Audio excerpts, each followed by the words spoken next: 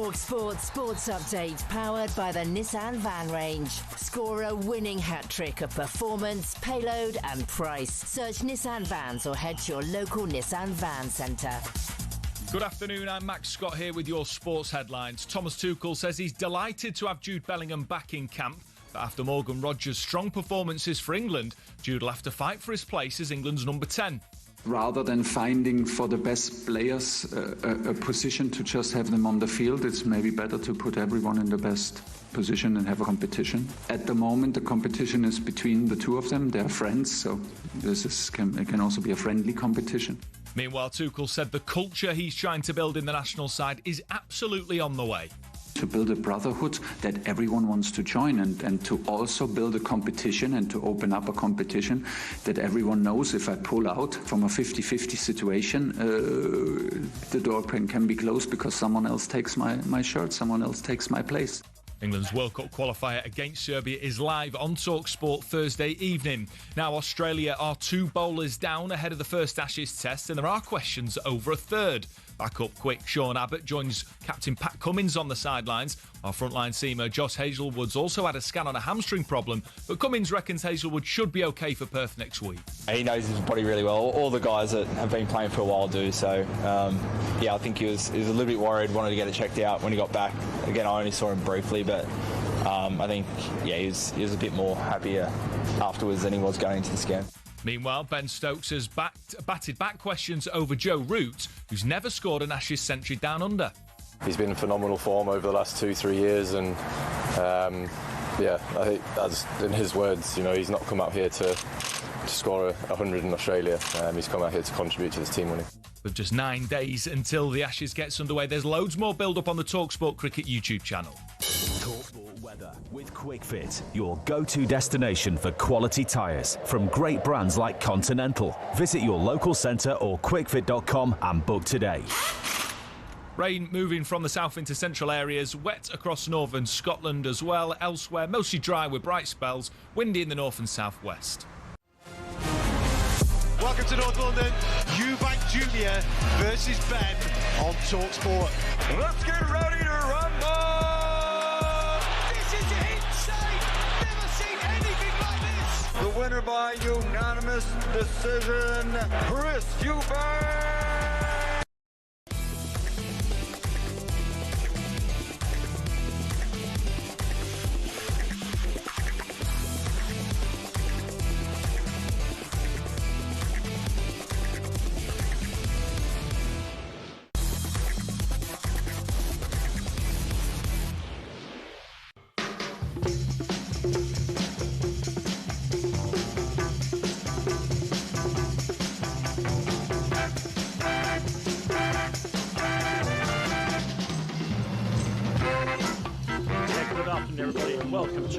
Look at this, Kelly and Baker. Baker and Kelly, if you will. I'm Danny Kelly, he's Charlie Baker. I'll tell you why we're doing it here in a few seconds' time. First of all, let me introduce the wonders of modern broadcasting. Obviously, this is going out on television, smart TVs, YouTube and all the rest of it these days, and some of you are even watching on that. Because I can see myself now on 2 screens in front of me, and they are slightly behind each other, when the music started there, I started to do my chair dancing, as is recommended for a person of my age and upholstery. And because I was slightly behind on one and the other, it looked like I was in a formation dance team. Wow. It was very, very good indeed. Busby Barkley, one for the teenagers, lovely, yes, would have been very, very proud of what I was doing there. Hello, Charlie, how are you? I'm very well, thank you, Danny. It's lovely to do a show with you, as always. Yeah, well, welcome everybody to Kelly and Baker. I'll give you a quick hint now. You've been hearing it from Jim White. I'm wearing, the exact shirt, the exact yellow that Jim wears on transfer deadline day. It's a sport-coloured shirt that I thought would be appropriate. I thought it was the Torquay United home kit, Danny. I thought you had on just for me. Oh, is that right? I think that's is what that it was. right? Yeah, okay, I've forgotten that I'm gonna try seagulls. The gulls, No, Danny. the Seagulls gulls, are thank you. Brighton. Thank The you. seagulls are Brighton, and as you know, and seagulls don't actually exist. Herring gulls exist and gulls exist, but seagulls don't actually exist. Well, also Bray Wanderers are the seagulls, so Oh, really? let's have it all right. We've got lots of things to get through today. We'll hear from people from the world of television, the world of pop music, the world of sport, obviously. And as you were hearing from Jim White, we'll be covering what is essentially the World Championship of Padel. If you don't know what Padel is, we'll explain it to you. It's the fastest growing global sport. They all say that, but this time it's really true. Over at Canary Wharf, Team Drive, Andy Goldstein against Darren Benn will be playing against Team... I don't know what you'd call them. I'll leave that to you lot. Jamie O'Hara. 81089. What do you want to call Jamie O'Hara? 81089. And Gabby Bonlahor. Yes, suggestions for a team name for Jamie and Gabby's team. Because obviously, I don't know if we want that, Danny. Yeah, we do. Goldstein and Bent are obviously Drive. What are O'Hara and Agbonlahor? Bear in mind we are broadcasting in school hours. Put it no more strongly than that. So we've got loads to get through. I'm looking forward to it hugely. Listen, I'll tell you what I've been doing in a little while, Charlie, but I was amazed when we had the very, very intensive and well-attended meeting before the show. I think I got it right. You're watching the Godfather trilogy for the first time? I am. After years of pretending I've seen it. Oh, probably quoting it, Danny, saying like things that have happened, like when Freddo goes on the fishing trip, saying things like that and having no idea what I'm talking about. I thought, you know what, I'm going to watch all these films in a row, and I've watched them all in a row, and The Offer, which is amazing drama about the making of. My jealousy knows no bounds here and knows no edge, because it's like when somebody says to me, I heard the Beach Boys' Pet Sounds for the first time the other day. My heart sinks. Yeah. It soars for them. It soars like a hawk, as Chief Dan George would say. But for me personally, it sinks because I want to go back to that place where I first saw, goodness, as a late teenager, The Godfather. Godfather 2 may well be my favourite film. That changes day to day. It's certainly, Charlie, and I'm sure you've got one as well, one of two films that I'm pretty confident I could quote every line from in order from start to finish. Oh, yeah. One of which is The Godfather. I believe in America. America has made my fortune. Though, of course, those are not the first words we hear, because Luca Brasi is practicing his wedding speech to The Godfather, but he's muttering it as the camera goes past him. But when Bonacera starts up, I believe in America. America has made my fortune. The other one I could do from start to finish is The Maltese Falcon. Oh, absolutely. Okay, do you know what? I don't think I've seen it, Danny. Danny, I could pretend I've seen it. I don't think I've seen it. So that's the next thing I watch. The Maltese Falcon is the second greatest film in the English language. And I'll just leave you with when Elisha Cook Jr. says to Humphrey Bogart, keep riding me, and soon you'll be picking lead out of your liver. To which Humphrey Bogart says, yeah, the cheaper the crook, the gaudier the patter. You haven't seen it right. You're not right. You are not watching the Maltese Falcon without me. No, we're going to watch it simultaneously in two different houses. Oh, great. And we're going to simulcast our reactions to each other. Lovely stuff. I love it. Yeah, as I was saying, daytime's Andy Goldstein and Darren Bent will be taking on Jamie O'Hara and Gabby Bonlahor for the bragging rights at talkSPORT in Padel. You can watch the whole thing live on talkSPORT's dedicated YouTube stream for the game, or listen to us throughout the show for live updates from Ollie Klink. So why don't we go over to Ollie now, who's down in Canary Wharf at the Padel court. Hey, Ollie. Yeah, Danny, I mean, it's an offer you can't refuse, right? Isn't it? Watching this live straight in. That's the sort of thing I'd have nodded along with before, but now I know what it means. You're a disgrace, Baker, but that's another story. I mean, I'm so excited for this, of course. There's plenty of spice. You've got O'Hara and Agbonlahor against Goldstein and Bent. They're already all absolutely blowing from the warm-up, so I'm not sure about how high the quality or indeed the fitness will be of these players, but don't get me wrong, both of them want to win. There's been so much trash talk ahead of this. Andy Goldstein's been saying that his opponents, O'Hara and Agbonlahor, will do well to come second in this game. O'Hara says he's just going to smash the ball straight at Goldstein. Interestingly, with O'Hara, he's never actually played padel before, but he said, and I quote, that he's ledge at tennis. So he says that he should be okay today. Either way, it's about to start over on the talkSPORT YouTube channel. I'll be bringing you updates during H&J as well. We're about to get underway here at Paddy Court, and it's live. It's live. Thank you very, very much indeed. So he quoted there from legendary films and legendary introductions to Premier League matches. I'm looking forward to seeing how they get on. Though Andy looks pretty fit. None of them are what you would call let's avoid the word fat in 2025. I like it, Danny. And also, I like saying big fatty fatso. Are you not allowed to say it anymore? I know, no, but for me it would feel like somebody throwing stones in a greenhouse, wouldn't it?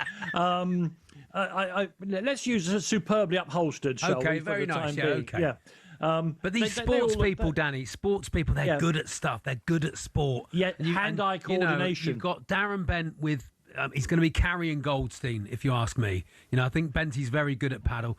But, you've got Bon Lahore and Jamie O'Hara. They're both ex-professional sports people. Yeah. I think they might have the edge.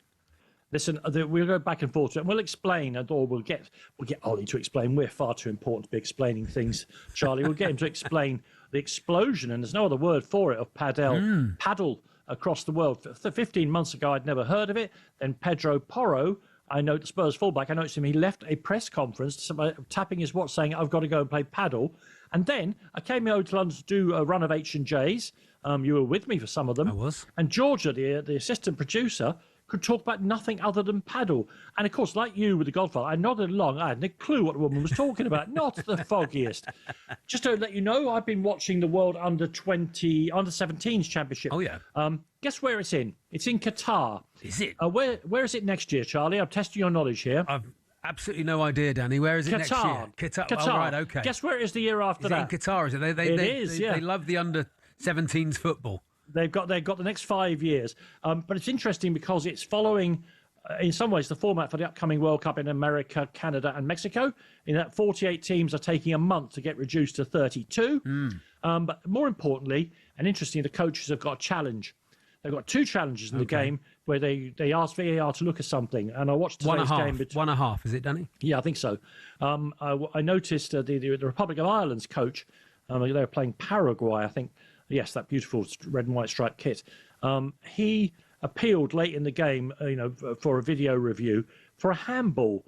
That was never a handball in a million years, but sometimes you see them given if you complain enough in the modern world about them. The interesting thing for me, though, Charlie, was that it wasn't a handball in a million years, but there was a foul on another Irish player in the same frame, but they didn't look at that. Oh, really? So it's an interesting experience watching them with their challenges. Yeah. A bit like what, you and I are cricket mad, and we'll be talking to Steve Harmson about the upcoming Ashes. Just days to go now. When you go to the VAR review, to the third umpire.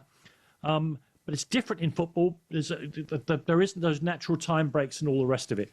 You and I are going to watch the Maltese Falcon look forward to that. At home, but simultaneously. It can be done. Let me just tell you. And are they playing tiki-taka, Danny, in the under-17s, or are they not knocking it long? Oh, no, they're straight into copying the seniors now. It's all about corners, jostling at corners, blocking runners, all that. Straight long into throws, that. Brilliant. Yeah, great. Well, of course, as you pointed out in one of your many media outlets has formed the media empire that has become your life. Of course. All they're doing now is impersonating Torquay United, aren't they? It's National League South football. That's all anyone's playing ever. That's fantastic, though. That's really good. Listen, you're listening to Kelly and Baker. You can probably guess that already by the lack of quality in the conversation. We got loads to get through, and we're back in soon with our next guest, ex-Premier referee Graham Scott, who'll be talking to us about that stuff that goes on with Michael Owen, etc., reviewing the refereeing decisions of the weekend.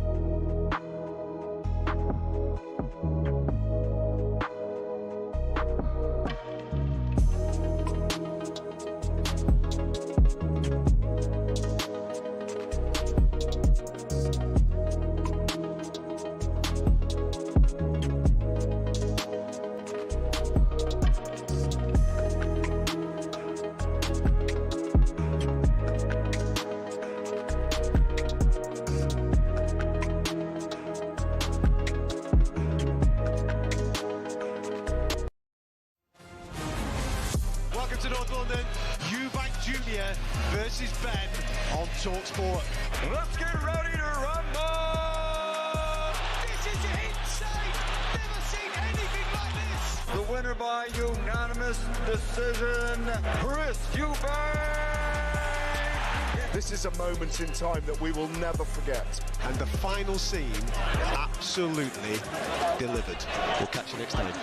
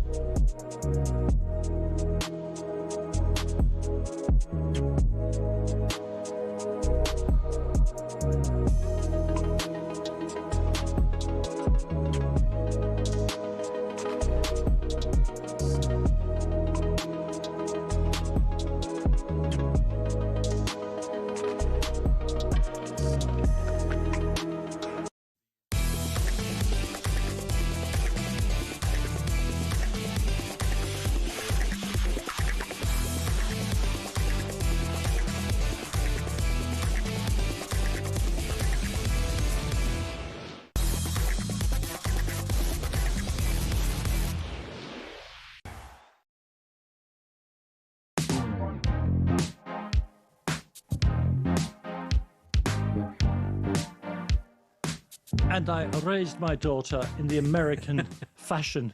I gave her freedom, but I taught her how to never disrespect her family, and so on and so on and so on, Danny. Charlie. Very good at it. I mean, thank you. I like that you don't go for the obvious impression. You know, you're not sort of putting cotton wool in your cheeks.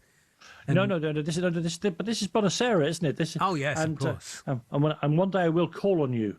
And that day will come. And then he goes to the funeral parlour and he says, look how they massacred my boy. My beautiful boy. All right, listen. Pugmole, they've got to change that for a start, haven't they? Pugmole chief referee and officer Howard Webb says it is not unreasonable that Virgil van Dijk's header for Liverpool was ruled out in their 3-0 defeat to Manchester City at the weekend. Let's have a listen to what he said on the decision on last night's edition of Mic'd Up. But first, here's how the decision was reached on the field itself. Robertson's in line of vision right in front of the keeper. He's ducked under the ball. He's very, very close to him. I think he's line of vision. I think he's been impacted, mate. Okay, so offside. I think offside. Chris, it's Michael confirming the on-field decision of offside against Andy Robertson. He is in an offside position very close to the goalkeeper and makes an obvious movement directly in front of him. Check complete offside. Well, he's certainly making an action. The action is one of ducking below the ball. The ball's coming towards him. He moves below the ball. It goes over his head. The issue with that, the officials have to judge, is does that position of Robertson there and the action of ducking below the ball impact Donnarumma? I think it's not unreasonable to understand why they would form that conclusion when the player is so close to the goalkeeper, the ball's coming right towards him, he has to duck to get out of the way of the ball, and they form the conclusion that that impacts Donnarumma's ability just to dive towards the ball and make that save. Yeah, Howard, what did you make of it yourself there, Charlie, before we... Of the decision, yes. If that's football, I don't want to watch it. I know the laws are the laws, but you've got to play the game. It's a game, you know. Yeah. I just don't agree with it. But look, that's what it's there for, isn't it? Somebody who knows what it's like to be at the centre of these particular storms in these packed-out stadiums, of course, is recently retired Premier League ref Graham Scott. He joins us on the line now. Hi, Graham. Hello, Graham. Hi, good to see you both. Good to see you. And listen, fantastic for you to join us. We'll get on to how these Michael Owen and Howard are doing this thing in a second. Just as a matter of interest, what did you make of the decision to disallow Van Dijk's header? Am I allowed to say that I think it's not unreasonable? You are, but I'd rather it was something more forceful than that for the sake of our listeners. Yeah, I get you.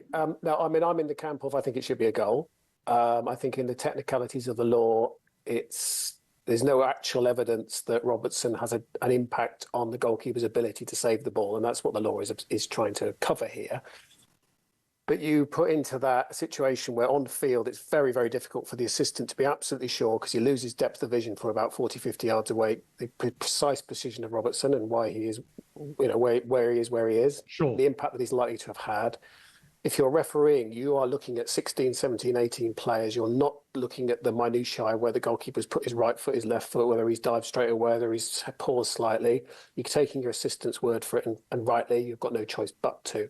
You then layer on top of that, so I can understand the on-field decision, absolutely. You then layer on top of that VAR, and the VAR looks at it and thinks, well, this is far from a clear and obvious error. Michael Oliver's description of what happened is precisely what happens, and therefore he can defend the on-field decision and he sticks with it.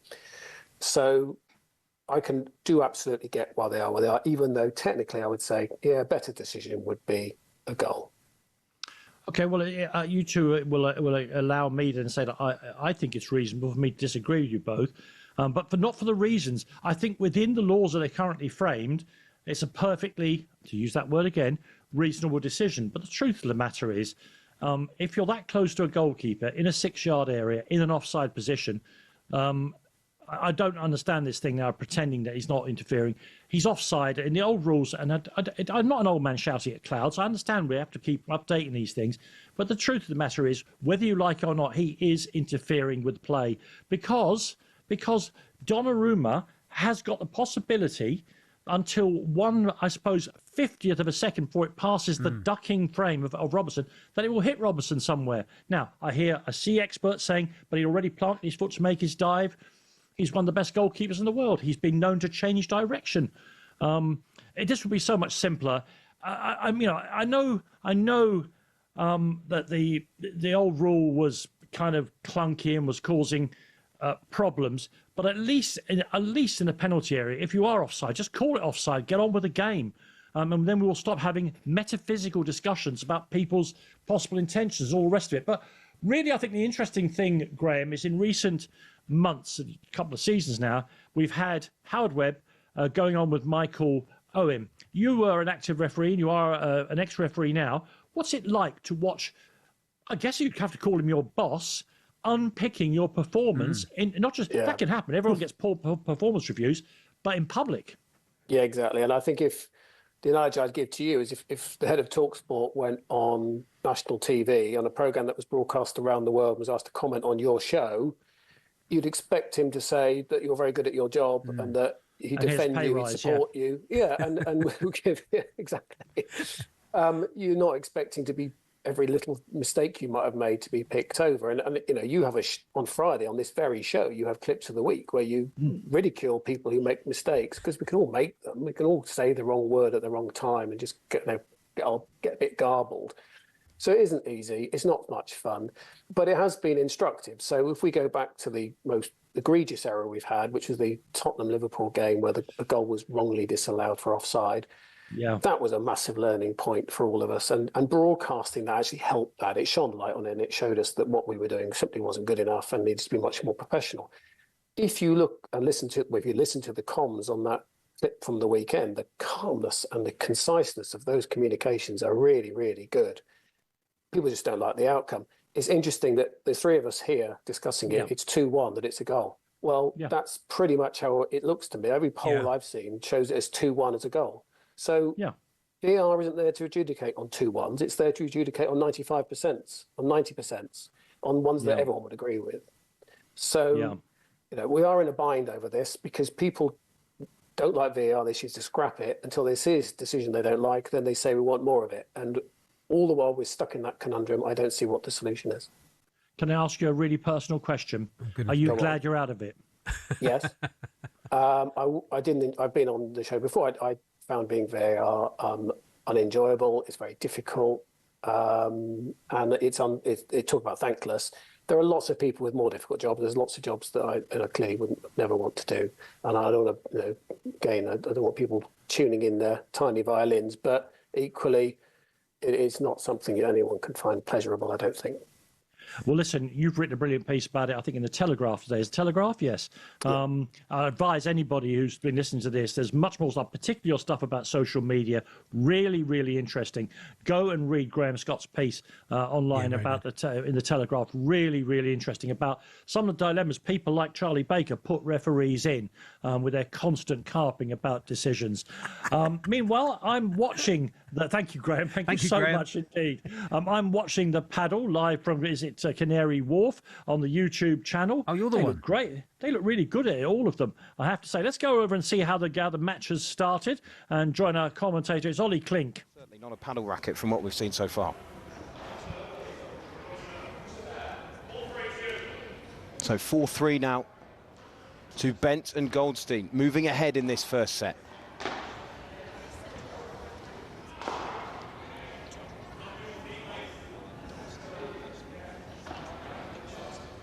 O'Hara on serve now.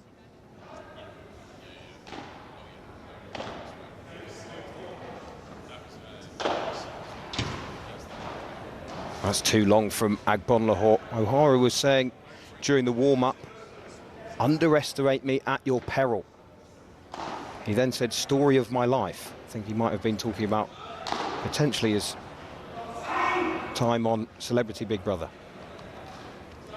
As we welcome listeners from talkSPORT, you join us in a very tightly poised first set. It's at the moment Benty and Goldstein leading it by 4 games to 3, but O'Hara and Gabby battling back. It is their serve. It's 15-all at the moment, and I tell you what, the underdogs are playing very well indeed. They did go 2-love down. It looked like it was going to be a no contest, but the way they have battled back has been very impressive indeed. So this first set, very tightly poised. We are playing a best of 3, and at the moment in the first set, Benty and Goldstein lead O'Hara and Agbonlahor by 4 games to 3. We are live on the talkSPORT YouTube channel.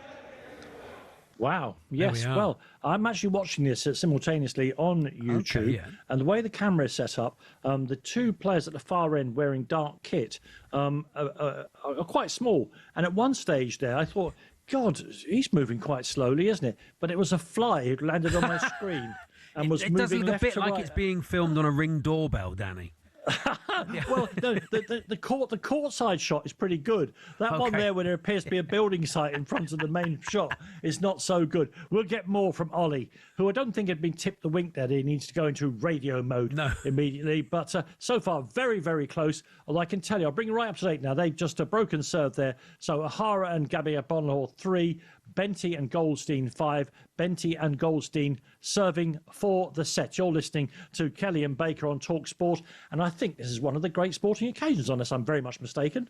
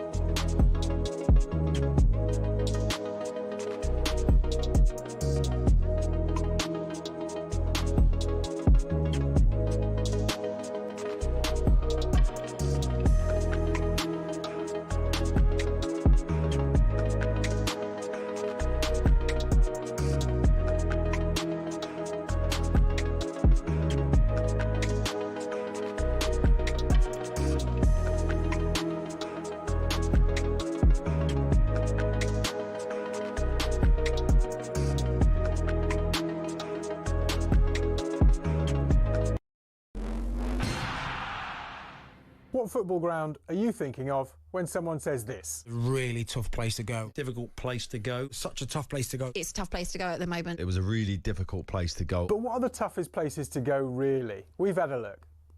Forget a cold, wet Tuesday night in Stoke. Try a blizzard 220 miles inside the Arctic Circle.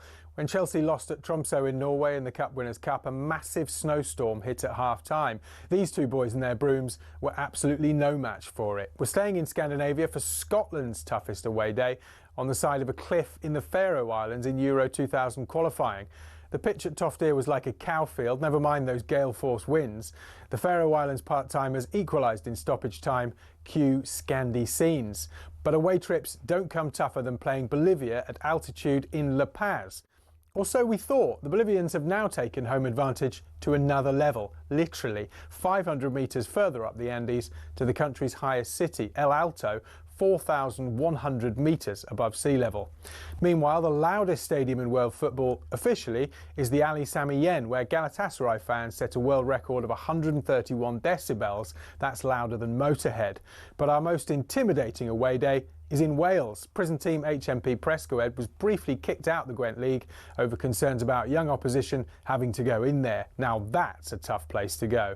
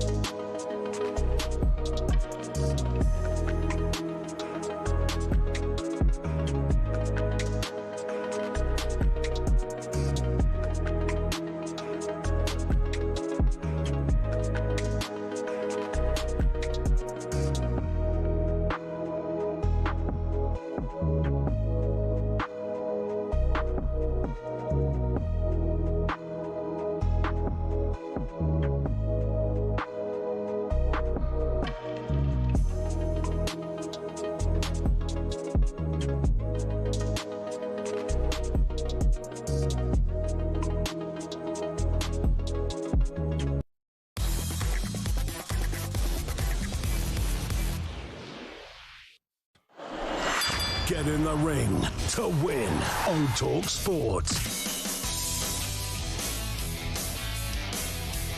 Yeah, it's the fight everybody is talking about, and thanks to talkSPORT, it could be your weekend sorted. There's one day left for your chance to win 2 tickets to the huge Chris Eubank Jr. versus Conor Benn rematch live at the Tottenham Hotspur Stadium this Saturday. You'll also enjoy a night in a 5-star London hotel and £5,000 worth of spending money. The perfect weekend for you and a mate. Don't miss out. Here's how to enter.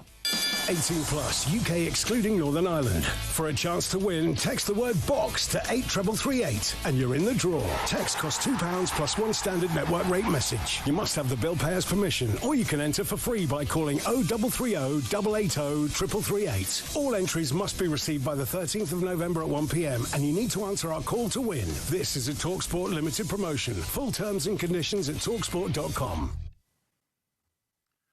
Okay, Charlie, here's a story, and those they're listing millions. Here's a story that is just getting out of control. Yeah.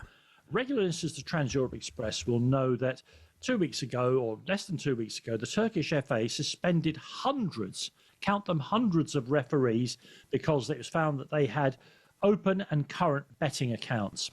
Well, in the last few days, they've now had to suspend 1,000 plus players, including players in the top level, and I think even one in the Turkish squad for the upcoming internationals.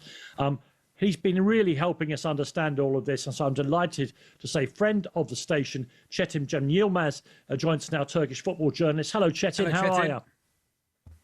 Hi, Danny. Good afternoon. Çetin, every time we speak, this gets worse. Tell us about the 1,000 players they've had to suspend. We have like more than 1,064 players suspended. A vast majority of those are in the second and third league. That's like third and fourth division in Turkish football. 27 top flight footballers and 77 second tier footballers. massive numbers. As I said, like close to 900 of them are from the lower leagues, but this is a huge crisis. And the third league and fourth league are suspended for 2 weeks now because Turkish Football Federation doesn't know what to do. There are some teams, pretty much the entire squad are now suspended. So I shouldn't laugh, but it is comical. Can I ask you a question, Chetin? Since we last spoke on Trans Europe Express when the referees were banned, why is this suddenly coming out now? Why is the Turkish FA suddenly having to take this draconian action? Yeah, because right now the Turkish Istanbul Prosecutor's Office, there's a legal case going on as well. And Turkish Football Federation also has its own investigation. And the main the main legal case started with a game that was played 2 years ago. It ended 0-0, and it kind of became viral at the time, but no one really talked about it because the game didn't really had a single shot. And it was a game in April. It was like a, dead rubber. So, and at the time people were saying that, there are some nasty, I can smell a rat here, but nothing came out of it. And apparently that was the dog whistle that started this whole thing. And right now we're hearing about more and more details. And as you said, every day we're waking up to new details about this, and it's getting worse and worse. Every day I wake up and go, someone better get hold of Chetin. He'll know what's going on. Charlie. How far down does it go, do you think, Chetin? 1,000 players feels a lot. 1,024 players, it's saying on our screen at the moment, to be more exact. How far throughout the whole league does it go, do you think?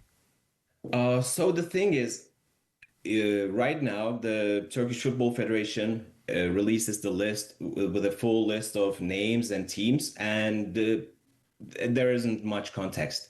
Some players are defending themselves, saying that I was a victim of identity theft, and it's actually a viable.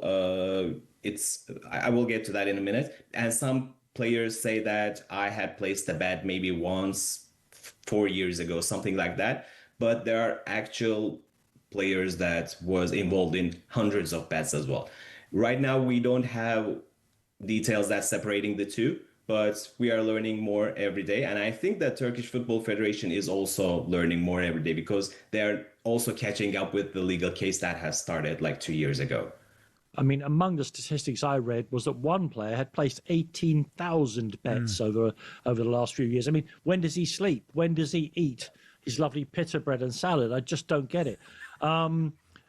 Listen, about 6 months ago, we on Trans Europe Express were taking the mickey out of Jose Mourinho when he did that press conference saying that everything is wrong in Turkish football. Do you think this was one of the things that he was alluding to? Well, at the time, he was really complaining about the referees like everyone in Turkey does. I'm not sure if he knew something about this at the time. I really doubt that. You can always smell that something is fishy in Turkish football, even with the decision on the field, decision off the field, and sometimes violence from the fans, even from the club chairman on referees. Every day something happens in Turkey. So I don't know if Jose Mourinho was aware of that. I highly doubt that. But I mean, everyone was thinking that this system, the league, was the whole structure was rotten to the core. And this current Turkish Football Federation came to power saying that I will clean this mess. And he is now trying to do so.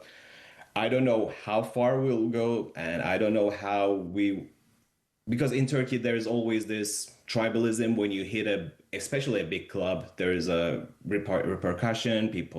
Then sometimes at that point, the authorities take a step back. So I don't know if that will happen. But what we know is that there are hundreds of players that were involved, and apparently, allegedly, some of them were involved in the games that they actually bet on, which is a huge scandal.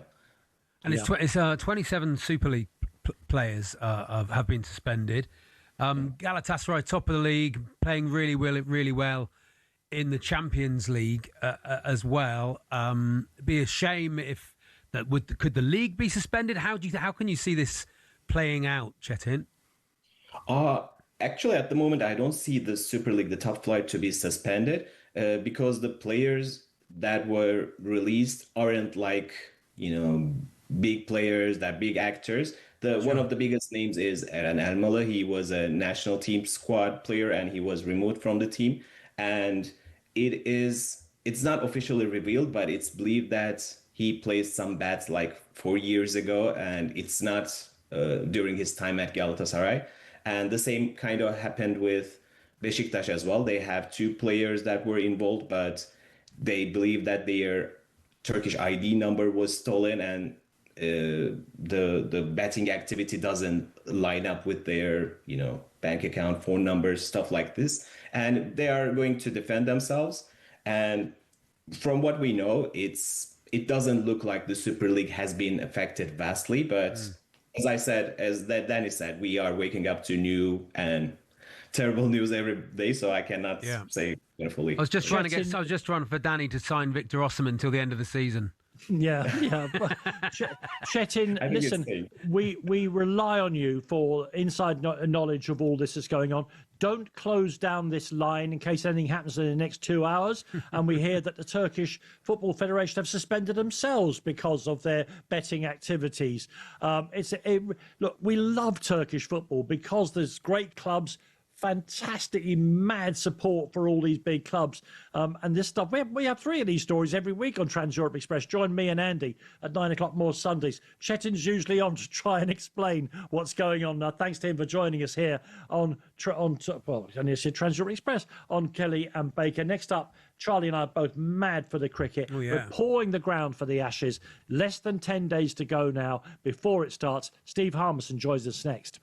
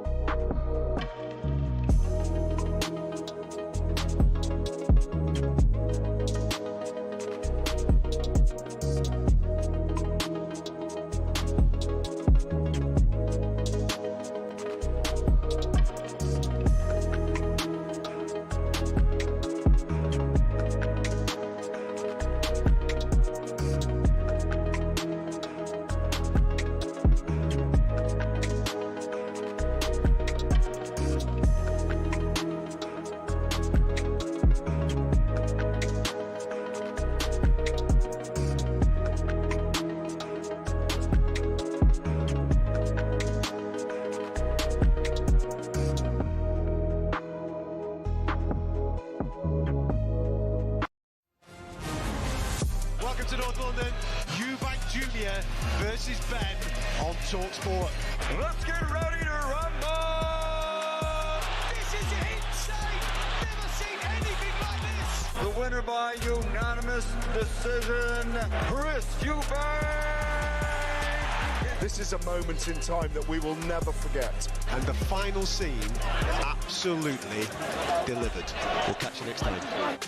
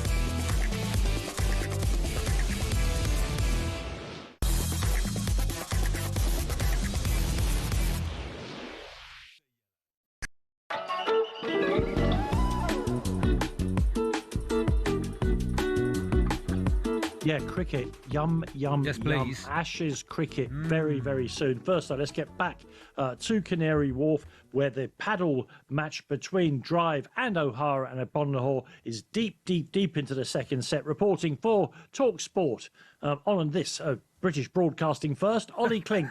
Bonlahor, so a second serve. If you're unfamiliar with Padel, you do have to serve underarm. As we welcome listeners from talkSPORT, and what a time to join us, because it is 4-4 in the second set. Goldstein and Benn took the first, so they are a set to love up, but as you join us, it is now 4-4 in the second set, and they are playing to find out who will get that ninth game, as Darren Bent hits a lovely forehand to the back of the court. This is to take this game potentially for Goldstein and Benn, but O'Hara and Agbonlahor are the ones celebrating. A big fist bump from Gabby Agbonlahor. The way those two have fought back in this game, having been underdogs on their way in, has been quite spectacular, really. You can watch the action live over on the talkSPORT YouTube channel. At the moment, it is Goldstein and Benn who lead by a set to love, and it is very, very tight in this second set. And Agbonlahor and O'Hara have just taken the ninth game, so they lead in the second set by 5-4. Thank you very much, Ollie. Very interesting to see. I mean, it's amazing. Ex-professional sportsmen, they take it so seriously, but also how quickly they're evolving the tactics. Jamie O'Hara is now standing at the net. Bonlahor's chasing doing all the work at the back. But they have, unless Jamie's pulled a fetlock or something, it looks like a tactical change has got them back into the game. Right. Danny, you do not need to analyse the Padel. Our next guest, of course, is synonymous with Ashes cricket, both successful and sometimes less so. We're less than 10 days away from the start of the first test. Of course, he's part of the furniture here at talkSPORT, and to look forward to what the England players can look forward to themselves now that they've finally arrived in Western Australia. I'm delighted to join Steve Harmison, the legend. Hello, Steve. Hi, Harmy. Afternoon, gents. How are we? Yeah, very good. Very excited. Good. Steve, have you joined in the Padel craze? Oh yeah. No. I mean, the courts are. I was going to say the courts aren't big enough, but they must be, because they've got Agbonlahor and O'Hara on the same side as the net. So, well, I would say the length of the court wouldn't cover your run up, Steve. So no, you're getting so many egos in one square box. I tell you what, wow. I mean, that's massive. That. Well, I'm amazed that the radio station's been able to get insurance. What if the roof fell in there? The station would be finished, wouldn't it? Steve, you're one of the privileged few who know what it's like to arrive in Australia 10 or 11 days ahead of an Ashes series. Give us some indication of what the England players in their secret hearts will be feeling. Excitement, trepidation, because this is such a huge sporting event, particularly the tour in Australia. Yeah, it's excitement. That's it. I mean, the top and bottom of it is excitement. It's what could be, what you could achieve at the end of it. I would imagine you get told not to think too far ahead, not worry about what's going to happen at the end of Sydney, but it's hard not to have that in the back of your mind, knowing that not many people have come here, not many people have left here winning. Only 2 teams since the sort of late 70s, so that will be in the back of the mind. But it's excitement. It really is. It's brilliant. And I mean, I heard Ben before talking about it, and the Aussies have got it all wrong. They've hammered Ben and hammered Joe, both of them who have been around the block more times than anything else. Ben's been criticised more times than, I mean, Ben's seen it all. So to sort of have everything thrown at Ben's feet, I think Ben will be over the moon with that. I mean, it couldn't have gone any better for him. But I remember when we got there, I think the first time, I think it was in 2002-03, I mean, our first training session was just a light fielding session for about an hour. I think between all of us, we dropped 4 catches between all of us, which was a pretty good thing, that, because you're fielding for an hour just to get used to the light and basically stay awake to get rid of jet lag. And at 8 o'clock news on the night time, I mean, it was England's A game has arrived, and all 4 catches that were dropped were shown on the TV news. They know what buttons to press, but they're not bothered. And I mean, and I think going at Stokes, I think from England's point of view, I think that'll be music to the ears, because if he can deflect and take all the pressure off the rest of his team, I think Ben will be over the moon with that. Yeah, he's come out punching. He's called everyone has-beens. He said they're going to go balls to the wall for in the warm-up game. No easing into it. They've been preparing for this series for a long time. So come the 21st, they'll be good. And criticises everyone, criticising him as a has-been, as this person who never was. Steve, do you think one game is enough prep? I think if you've got the right attitude going in, it should be. I don't think it's. I think there's a happy balance. I think there's a lot in what I think when the has-beens have got experience. Yeah, that's what they have of that tour. I think so. To sort of say to sort of have a go at them and say they're wrong, I don't think that's the right thing to do. I think what the old guard need to do is potentially not look at 2010-11 when England played 4 warm-up games and they won the Ashes. Cricket has changed. I fell into the trap criticising before the India tour a couple of times ago, and because of my relationship with Ben, he spoke to me about it and identified areas that they were sort of targeting to get themselves in a position to play in that series. So I understood a little bit better than probably some of them has-beens do understand, just sitting there in the ivory towers criticising. I would like them to have played another game, I must admit. Yeah. I think Lilac Hill is a strange choice of venue, because it's a club ground and a ball doesn't bounce that much, where they're going to go to the Optus and the ball's going to fly through, it's going to bounce high. And even if they'd played what they've got now, which is a Lions game, played 15 aside, got themselves in a position to have a hit out in the middle, bowlers get some miles in their legs, and then I would have then played the Lions again, but in a 3-day match, first-class status, 11 versus 11, and just finely tuned getting in. So the batters would have had 4 innings, and the bowlers wouldn't have had too much time in their legs, but enough time to be ready for the game. But as Ben said, and he's 100% right, you couldn't have played against a Shield side because they're all playing against each other right now. So you'd end up playing against the Farmers or a second-team 11, which is totally counterproductive because it's a waste of time. Or you take your own team out there and you play them, and as well as a lot of the England players will be playing in New Zealand. So England are ready. England are ready. Ben Stokes is as fit as I've seen him just by looking at him on TV. England are ready. I've seen Mark Wood in the nets. I've seen Jofra Archer from New Zealand. These are key components. England are ready. And I think when it comes to the 21st, I don't think there'll be any excuses if they don't have a very good first day of a test match. Well, Steve, I hope you're right about that. I'm really looking forward to it. I can't wait, in fact. And Christmas Day, when you pack various members of your family off with their whatever they're drinking to different rooms, and you get the big telly on, you're already slightly alight yourself, and you switch on for the midnight start to the test in Melbourne. There is no, and you can hear your sisters and mother and niece and nephews laughing in different parts of the house. There is no better feeling. Steve, I look forward to hearing from you throughout the series, of course. Steve Harmison there, a legend of the Ashes. Yeah, thank you very much to him for joining us here on talkSPORT, where you're listening to Kelly and Baker in partnership with Toolstation. Check out Toolstation's unmissable deals, great offers on hundreds of trade brands. Next stop, Toolstation.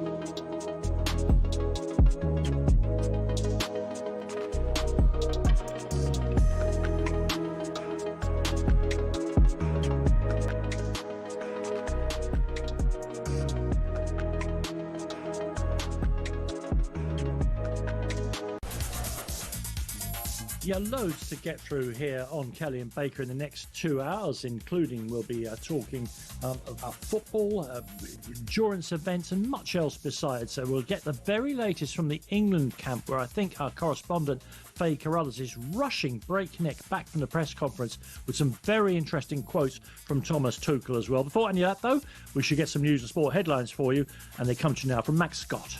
talkSPORT Sports Update, powered by the Nissan Van Range. Commercial vehicles built around your business. Search Nissan Vans or head to your local Nissan Van Centre. Thank you, Danny. Good afternoon. To the very latest from the England camp in a moment, but first some breaking news to bring you. Rob Edwards has officially been confirmed as Wolves' new manager. He swaps Middlesbrough second in the Championship for the club he spent 4 years at as a player, who sit bottom of the Premier League on 2 points. There's more details on that deal on the website at talksport.com. Now, despite suggesting Phil Foden could play as a number 9, Thomas Tuchel's rejected the idea. He's experimented with the England squad. I didn't feel us experimenting in the last 2 camps, and we will not start in this camp. This is a package of 3 camps. We take it serious. It's World Cup qualifiers, home match. We're here to win. We want to build on what we built and keep on going. With qualification already in the bag, Tuchel remains open-minded on what his ideal starting 11 will be this summer. I hold myself back of knowing too much or pretending to know too much or like be even too much focused. So much can happen. Nobody wants injuries to happen, but injuries can happen. Players can pull out. England-Serbia is live on talkSPORT tomorrow night. Now, Australia have lost a second bowler to injury ahead of the first Ashes test. Backup seam bowler Sean Abbott's got hamstring problem and joins captain Pat Cummins in the treatment room. It's looking far better for England, though. Ben Stokes says Jofra Archer and Mark Wood are in a great place. It's great to, have the X factor that Joff and Woody possess in terms of pace. Woody's obviously got over his knee surgery that he had quite a while ago. He's overcome that and he's looking really, really good. There's loads more Ashes build-up on the talkSPORT Cricket channel. talkSPORT News. Reports found decades of abuse of young men at a detention centre was ignored by the prison service. And the Prime Minister says whoever's behind the rumours at number 10 of a leadership plot should be sacked. talkSPORT weather with QuickFit. This winter, treat yourself to the Bridgestone Turanza All-Season 6 tyres with a 20,000 tyre mileage guarantee. Book today at quickfit.com. Conditions apply. Rain moving from the south into central areas, wet across northern Scotland as well. Elsewhere, mostly dry with bright spells.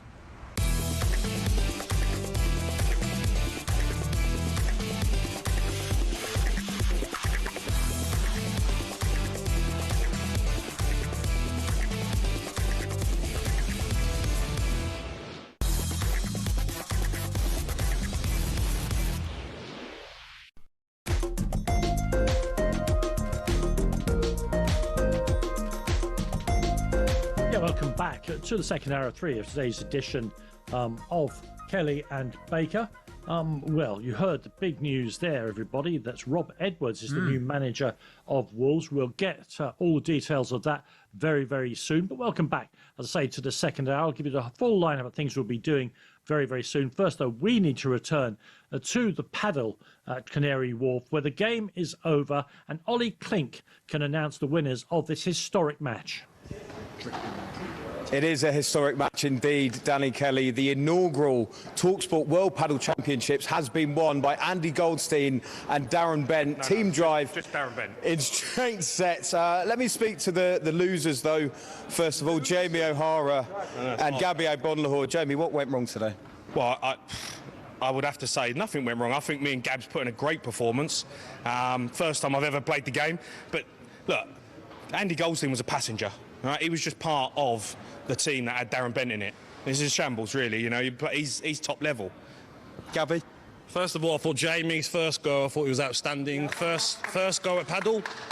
I wasn't at my best, but as you know, I've been off for 2 weeks ill. I haven't worked for 2 weeks. I'm coming back from the flu, so I wasn't myself today. But Darren Benn, outstanding today. Yeah. I just think it's this is Bentley's home court. This is Bentley's home court. You know what I mean? Andy Goldstein, congratulations, first of all. Thanks. You've been accused of being a passenger. Now, if you look at the sweat levels of all the players, you aren't sweating at all. I'm just wondering what your thoughts are on being a passenger today. Yeah, I've got no complaints whatsoever. I'm a passenger of a World Cup winners' medal. It's a bit like the Argentinian team with Messi. I've got Messi over there. But the sad part about that is when Jamie says, I'm a passenger, he's basically putting down his paddle partner, right? Because that's basically implying that Gabby's no good. And I thought Gabby held a good account of himself today. Well done to Jamie for just moving. Because he's got a bad. Oh, I've got a bad back. Yeah, of course he has. Yeah, like Spurs at the moment. But listen, you can't take anything away from this man. He's different class. And when you've got, all right, calm it down. You lost. He plays every day. Back went, and he's been off for 2 weeks. I mean, God, bitter. Dear, oh dear. Darren Benn, you are the man of the match. You were absolutely superb. Have you got a message for anyone after that result today? Yeah. Is this camera here? Yep. Simon Jordan, you see what happened the first time? You beat me and Gabby. This time I need you to get a partner, me and Goldstein, or me and Gabby, whoever. Hey, me and Goldstein, we're ready for you. So whenever you're ready, we're ready to go. Simon Jordan, come and get it. Say as well. You have to say player of the match, not man of the match. Thanks, mate. Yeah. Can I just say a big thanks to my sponsors, Goldstein Golden Paste, available at damonbarber.com. Without them, none of this would have been possible. Thanks. Yeah. And you can't see the sweat either. It's fantastic with that wax. Gentlemen, thank you very much indeed. We were live on the talkSPORT YouTube channel, but your winners today at the World Padel Championships, sponsored by Goldstein's Golden Paste, are Darren Benn and Andy Goldstein. Come on! Needed a bit more from Gabs. Yes, thank you very much to everybody there took part in, as I say. Look, there's no point in pretending that paddle isn't a craze. And it's more than a fad, I think, as well. People seem to really, really love it. And it's going around the globe like wildfire. As I say, 15 months ago, I'd never heard of the sport. Now I know several people who drive here in Ireland who drive 40 miles to get a game. So that was fun. And I hope you watched it, some of you on YouTube. Because could have been an email, Danny, couldn't it? But, but it was good. It was very good. It was very, very good indeed.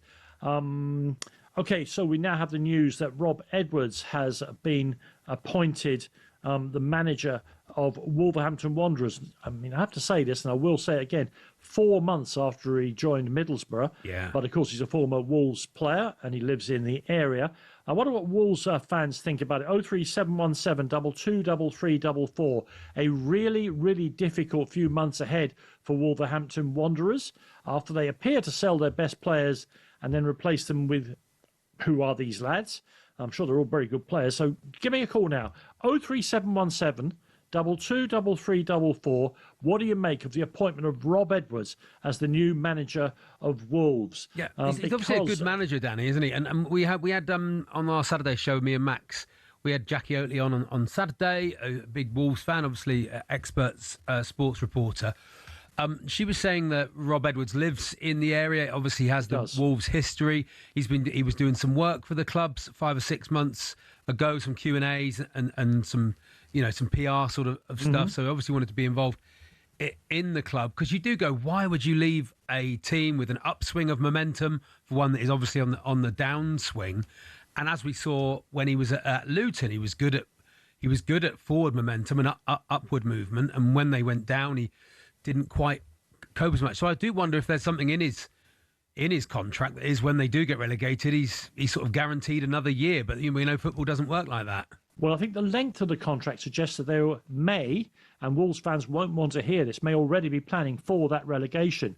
Because I think it's 3.5 years. So clearly that is allowing him, if they do go down, to rebuild. I'm going to say this one time and one time only, and then I'm going to stop being a curmudgeon about it. I do wish that Rob was a little bit less in press conferences about we're all one big family here, we go together, all the rest of it. And he's very big on building the links between the team, the management and the crowd.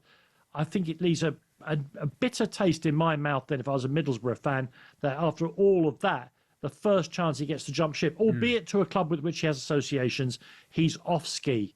And he did do that at Forest Green as well, Danny. He was at Forest Green and got them going and then left them. So look, he has a history there. He's obviously a nice guy and he's a good football manager.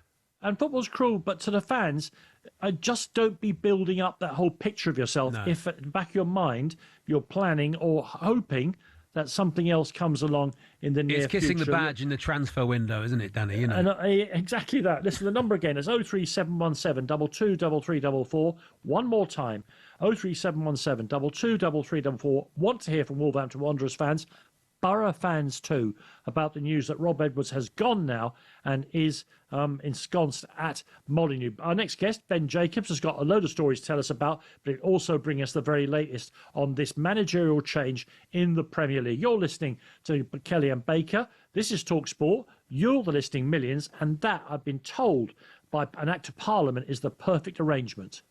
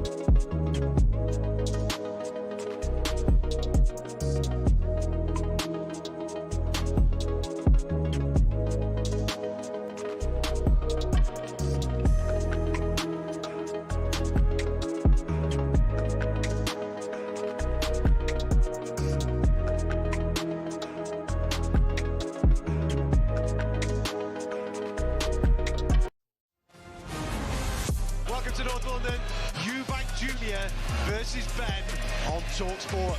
Let's get ready to rumble! This is insane! Never seen anything like this! The winner by unanimous decision, Chris Eubank! This is a moment in time that we will never forget. And the final scene, absolutely delivered. We'll catch you next time.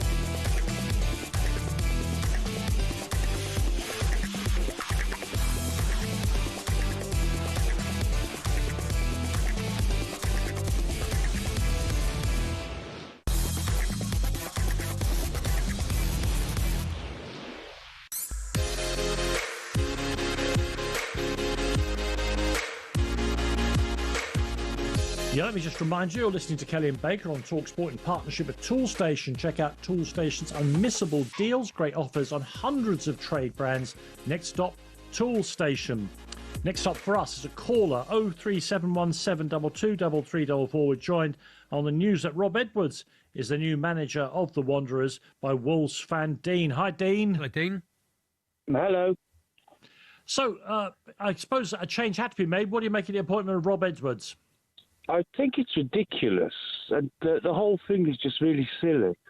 I don't think it's acceptable the way he's treated Middlesbrough, and this whole thing that he's some kind of Wolves legend, or, I mean, I barely remember him playing for us, genuinely. I know he used to run our academy and that, but anyway, that's my own opinion. I think he's... Yeah. I think he's a man who loves himself so much that he's made of chocolate he'd eat himself.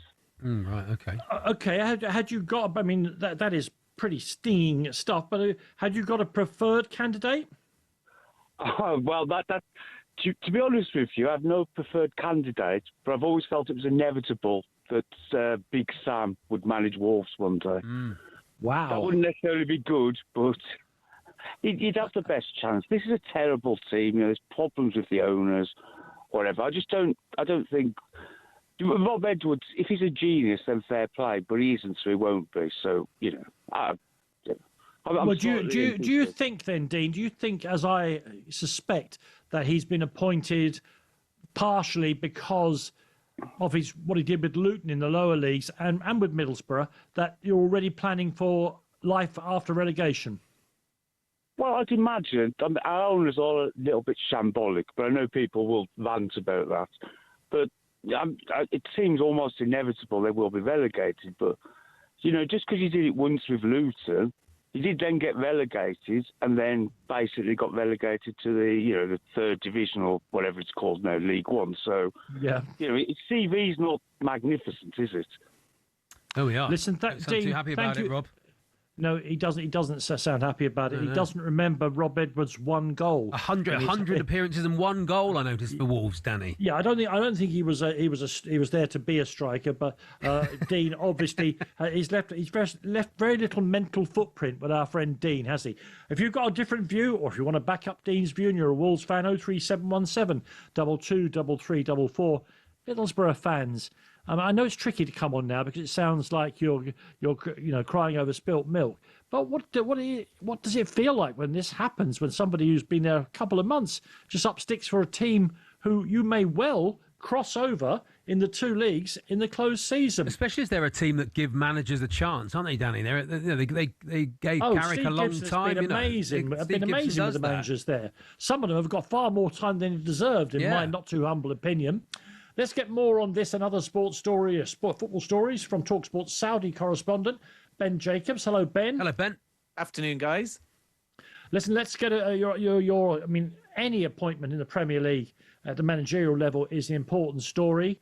There'll be some people say this is a lazy appointment. They know Rob. He was working there in the summer before he got the gig at Middlesbrough, and now he's been handed a if not poisoned, is certainly not the sweetest chalice.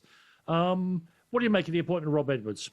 Yeah, I don't think it's a lazy appointment because let's not forget Rob Edwards was quite close to getting the Wolves job before Julian Lopetegui was appointed. And how many managers are available mid-season prepared to take on this project with Wolves winless and bottom of the Premier League table? And I think it's absolutely true that it's a long-term contract which shows faith but can be interpreted as if he keeps them up, great.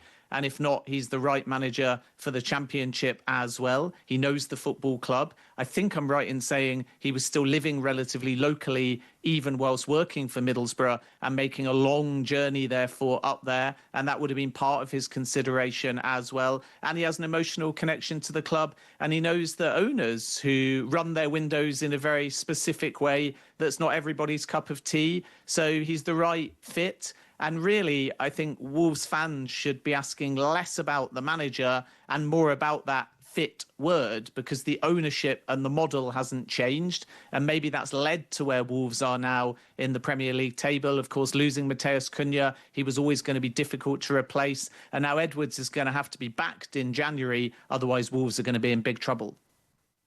It is interesting to me, Ben, that and most clubs are selling clubs, but it's how you do that. And the clubs that have very quick turnovers of players, I always exclude Brighton from everything because they break all the rules. When it starts to go wrong, Southampton will say, this model, it unravels very quickly. One bad transfer window, as you say, Cunha went, Aït-Nouri went, others have gone in the last 18 months. When it's working, this is a brilliant way to run your football club. When it unravels, it just crashes to the ground so quickly. Yeah, I think Wolves have had a tremendous history of bringing certain players through and getting a tremendous return on the field and then off it when they're sold. Of course, Pedro Neto being another great example. And now they're at a point where they have to think more about the short term. So when things are going right, you can have that selling model. And Wolves have always been really fair to their players. If they do a stint and improve the side on the field, when the right time comes at the right price, they don't tend to unduly stand in a player's way. But now, of course, even if they stay up, they need to think about, can we keep hold of Jorgen Strand-Larsen, who would have liked to go to Newcastle? What about João Gomez, who has been linked with Manchester United for the summer? And if they keep losing these players and not investing in the market, you won't always find the next gem to bring through. So I think the model's got to the point now where fans would at least argue they've got to spend some of the money that they've brought in on more established players to make sure that they're not constantly looking over their shoulder. Otherwise, they're always going to be in this cyclical cycle of improving and being on the cusp maybe of top half finishes or European football, only to find they lose a few key players and they're back to where they started. Yeah. Well, statistically, teams don't survive from where Wolves are now, but of course football is full of stories where people defy exactly those sort of matrices. We shall see what happens. Ben, back on your Saudi beat, already, God bless us, the Ashes haven't even started, but the soccer transfer window drums are in full cacophony. Ivan Toney is a player who we would have thought had perhaps gone to Saudi a little early in his career. Of course, that's entirely his choice. Now we're talking about him potentially coming back to the Premier League in January. In fact, there's loads of stuff about that.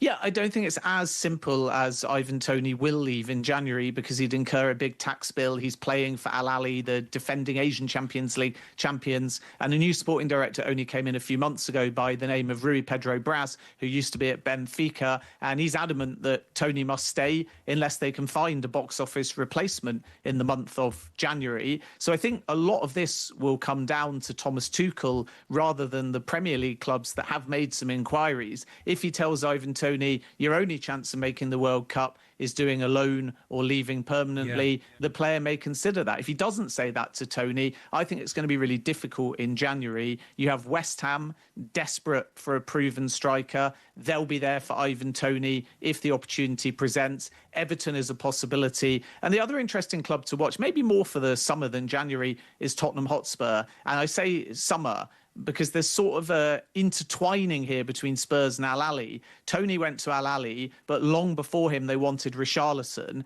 Richarlison said to Al Ahly, I'm not going to Saudi until after the World Cup. He's now in excellent form for Tottenham, so there's no guarantees. But there might be a situation where, because Al Ahly won't let Toney go without a replacement, they ask again about Richarlison, and then if Tottenham want Toney, maybe they entertain a Richarlison exit at the end of the season, but that's not going to happen in January. So it's quite complicated, but there is genuine Premier League interest either for January or next summer. But a lot will depend on Ivan Toney, who continues to say publicly he's very happy in Saudi Arabia.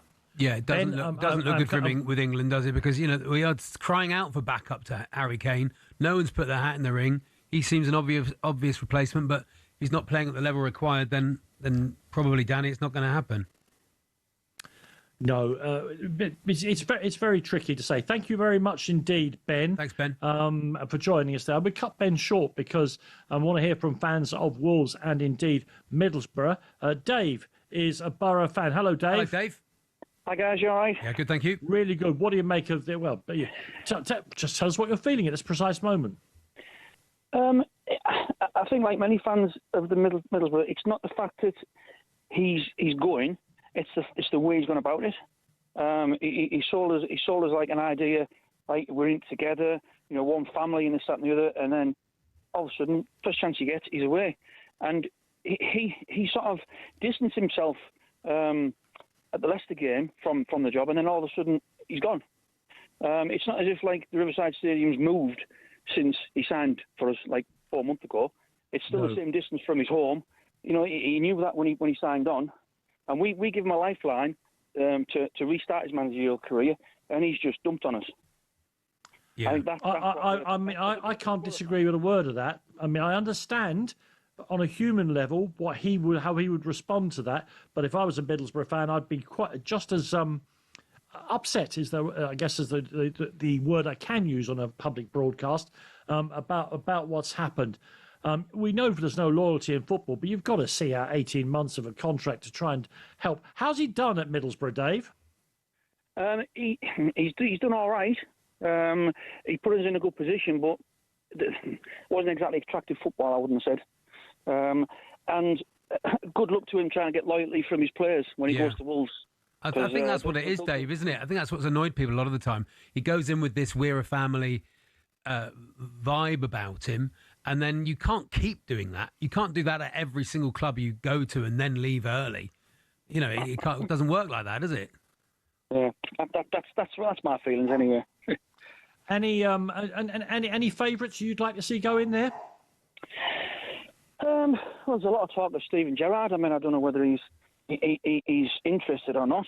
That would certainly bring some fans in, interest. But personally, I wouldn't want to see that. I want to see somebody with more experience, personally.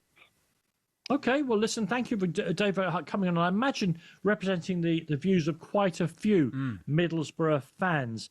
But just to reiterate, because that news has only broken in the last 20 minutes, Rob, it'd be great if Dave Edwards, who guy used to run the Winchester in Minder. Great, wouldn't it? It'd be absolutely wonderful. Hit him. Rob Edwards has been appointed the new manager of Wolves, just as he was appointed new manager of Middlesbrough literally weeks ago. Football is mad. We'll try and cover it as best we can here on talkSPORT and on Kelly and Baker.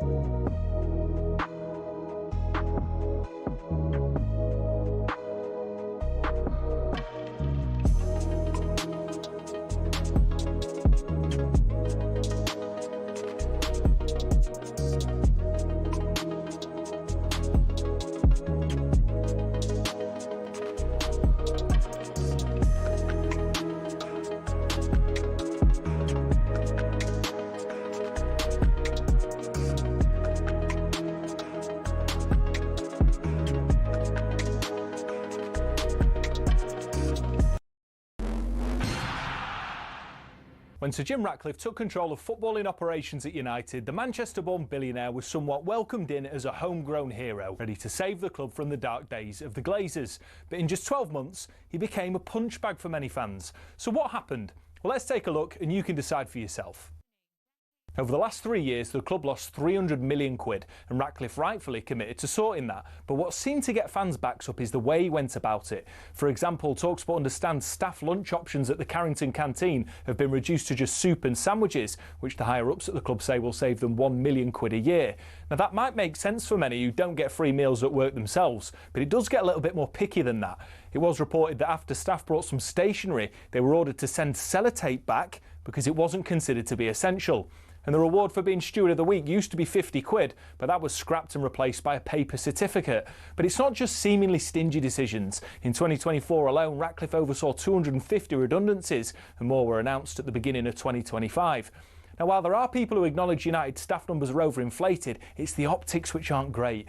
Add to the mix the introduction of a flat ticket price of 66 quid for every fan, even children, while Casemiro's on 350 grand a week, and the frustration of fans reached fever pitch. Time will tell whether Ratcliffe's cost-cutting measures will improve outcomes at the club, but one thing's for sure, there's a long way to go for United to be back where many say they belong.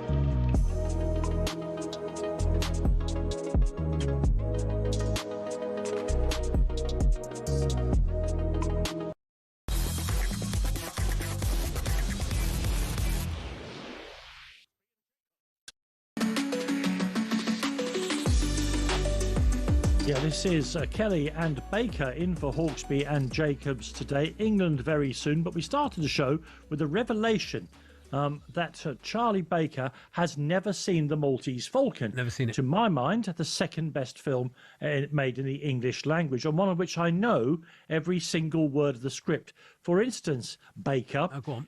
If you lose a son, it's possible to get another, but there is only one Maltese Falcon. And for those of you watching on television, I'm now holding up the black statuette for Charlie to see. Is that the only one? And Charlie, if you ask me, what is it? The last line of the film is, one of the policemen says to the other, what is it? And they say, the stuffs that dreams are made of. Wow. So there's the Maltese Falcon. Charlie and I are going to watch it together. In different houses and run a commentary. We might even do it live on some kind of phony baloney social media. I don't know. Now then, Thomas Tuchel has been speaking to our England correspondent Faye Carruthers ahead of the game with Serbia tomorrow night, live on talkSPORT. Let's have a listen. Is it going to be a case of someone misses out? We were debating whether or not Harry Kane, because you said he's unique, Phil Foden, and that he competes with both Harry Kane and Jude in terms of competition. So can the three play together, or is that not your thinking? One of them has to kind of come on as an impact sub? At the moment, if we keep the structure, they cannot play. They can, but not in the structure, and not for the balance that we developed, and not for the structure that comes also with wingers who are like specialists in their positions. We play at the moment with a 6, 8, a 10, and a 9. There's a lot of concurrence, especially in the number 10 position. If you think about Phil, who could play there, if you think about Jude, you think about Morgan Rogers, who played fantastic for us in this position. You have Cole Palmer, you have Morgan Gibbs-White, So there's a lot of players, and there is the chance that we will not take everyone, simply to not because we don't like it, not because they don't individually deserve it, but we will always do what's best for the team. We will always do what's best for winning. We will always do what's best for a balance, and we will try to keep the clarity, even if it means that we have to take tough decisions. We take tough decisions in any camp, and this will not change when we go to a tournament. Wow. Good answer, Absolutely Danny. Wow. Thomas Tuchel there saying that Phil Foden, Morgan Gibbs-White, Rodgers, Cole Palmer, etc. may not all go to the World Cup, despite them all being top class attacking midfielders stroke forwards.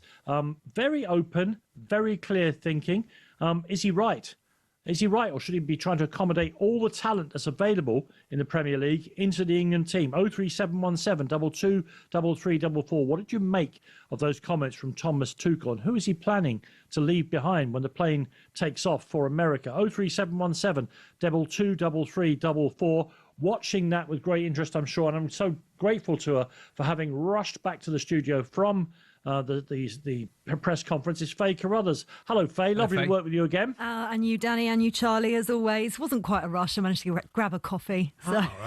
Yeah, well, that's very Carruthers. Yeah, she looks busy, but she's quite relaxed. That's absolutely right. But when Thomas Tuchel knows what he's doing, he's a bright man, Faye. He rolled that hand grenade into the middle of the press conference. Yeah, well, listen, he likes to give clarity. Not just to us as the media, he gives clarity to the players. And when I was speaking to him on Friday at the squad announcement, he was very specific. He always talks about which players compete with each other in a certain position, and he likes to tell the players that, so there's no question. You know, there obviously are some players who are versatile and can play in different positions, but he gives them their role for this camp. And what he said to Phil Foden and Jude Bellingham is Jude comes as a 10 and Phil comes as a 9.5, 10.5 is how he described it. And when I pushed him on that on Friday and I said, okay, well, when you're talking about players competing specifically in positions, what does that mean for Phil in that case? And he said, well, he's unique, but I suppose he competes with Harry Kane and Jude Bellingham.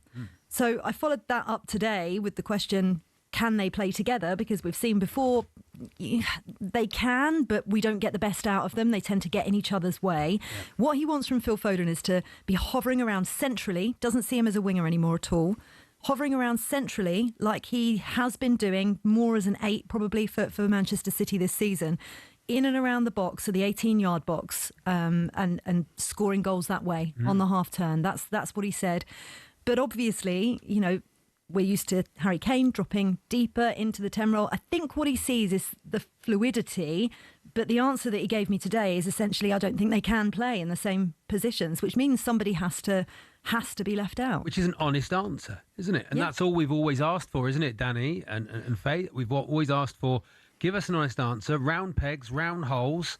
Let's not try and play Scholes on the left, for instance, or try and, you know, all those things we've done in the past, crazy things. We've got the players, but there's a limit to how many you can take. So you've got to take the ones he thinks as the manager. Yeah, and if you remember the game against Greece that Lee Carsley was in charge of, everybody had been saying, just throw them all on. Yeah. Well, it didn't work. You know, we lost. So, you know, sometimes those kind of experiments are useful. But I've asked him about experimentation because obviously this is the penultimate camp now before he then has to select his World Cup squad. He's really specific about saying he doesn't want to focus on the World Cup, which sounds like a really weird thing to say, but I almost understand what he means by that. There's almost no point. He can have an idea in his head, but he doesn't know which players are going to be fit, who's going to be in form, who's not going to be in form. So he's managed to call up enough players, see people, how they interact with each other, build this kind of brotherhood, as he describes it, to then see, by the time he gets to March, April, May, who's in good form, who's fit, and who can be going out to the World Cup. Faye, I wonder if we wouldn't be having this conversation. And it was brilliant to hear him. It was brilliant to hear him speak so openly about the decisions that he will have to take, and we would all like to avoid. Let's be truthful about that. We'd take a squad of 70 if we could. But we wouldn't be having this conversation about Phil Foden possibly being a 9 or 9.5 if we had an obvious backup to Harry Kane, or if we were rich in centre forwards. He wants to be careful not to fall into the trap there of trying to invent backups to Kane. Well, yeah, absolutely. But the thing is, so I had a really interesting chat, and go and have a listen to talkSPORT Daily, the podcast this morning, because myself and Henry Winter had a really interesting chat about that, because Henry said Phil Foden is not a 9. He's not a backup to Harry Kane. And, Thomas Tuchel has said previously that there are other players that can play in that 9 position. Marcus Rashford, Jared Bowen, Anthony Gordon. No, Anthony Gordon was what I was trying to. Ivan Toney. There's loads, yeah. Well, but what I mean is false 9s, if you like, as opposed to out and out number 9s. Sure. That's Ollie Watkins' job. Yeah. Ollie Watkins is the out and out number 9. He explained why Ollie wasn't in this squad. He wanted to give him a bit of a rest, and get him to play his way back into the squad come March again. But I think what we're seeing from Thomas Tuchel is thinking outside the box a little bit. We don't have to have an out and out number 9 as a backup to Harry Kane. There are other ways to go on and win a game of football, and we've got this incredible amount of attacking players. And the game is more fluid than it's ever been before, and people rotate, and they've got more spaces around them and a little bit more freedom, and he wants them to play with freedom but within a structure, which sounds like a contradiction. But I do worry if we're worrying about the wrong thing and focusing on the wrong thing, because we do have this embarrassment of riches in midfield and up front, but the defence still feels light to me. Yeah, I know what you mean, but I do feel like we always look negatively. There's always a problem, isn't there, with England? Rather than going, okay, look at the run of form that we've been on and the games, and there will be people always saying, well, look at the opposition. They're tough opposition to break down. They play with a low block. We're going to face that in the World Cup. We've seen previously that we struggle to break that down. We've now shown we can do that. You have to find solutions to try and do that. So I understand what he's doing.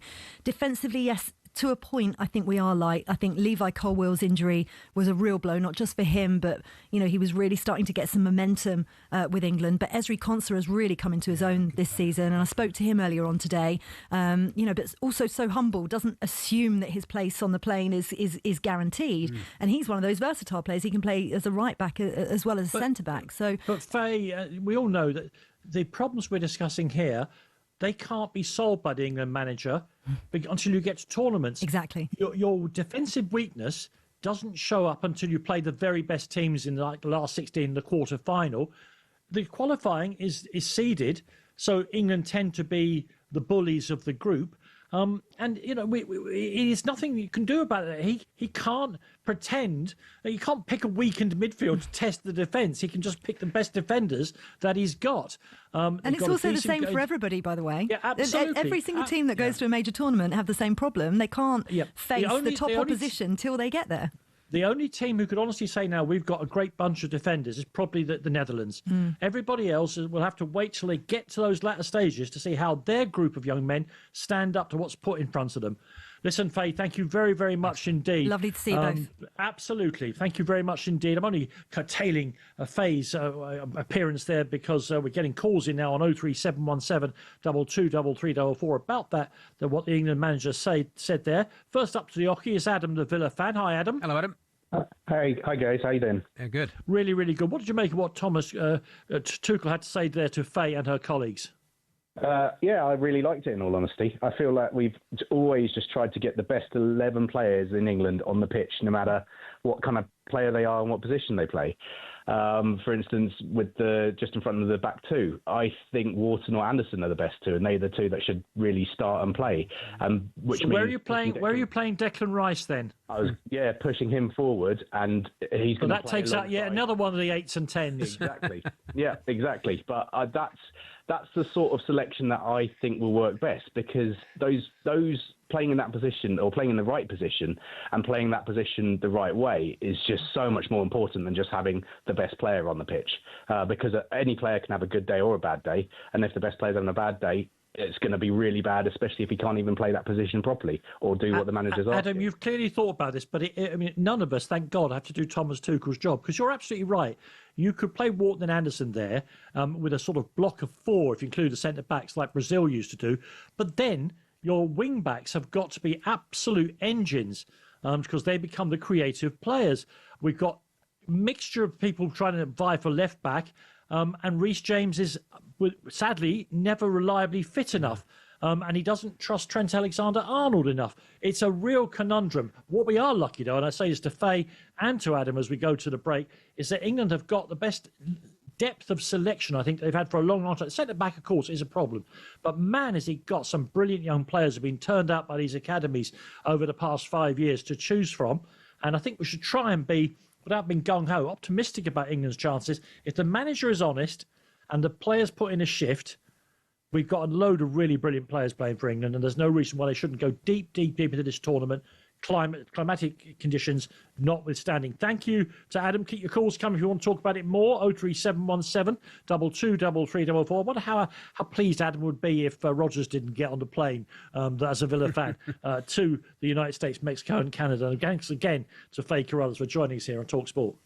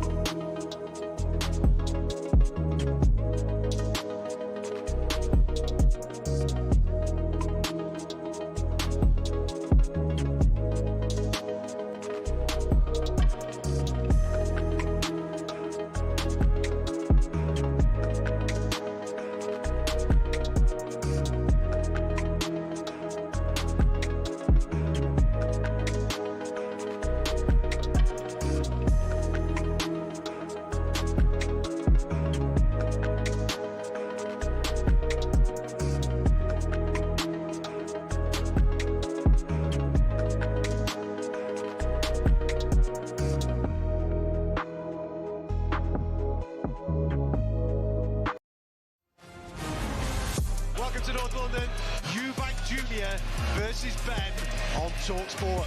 Let's get ready to rumble! This is insane! Never seen anything like this! The winner by unanimous decision, Chris Eubank! This is a moment in time that we will never forget. And the final scene absolutely delivered. We'll catch you next time.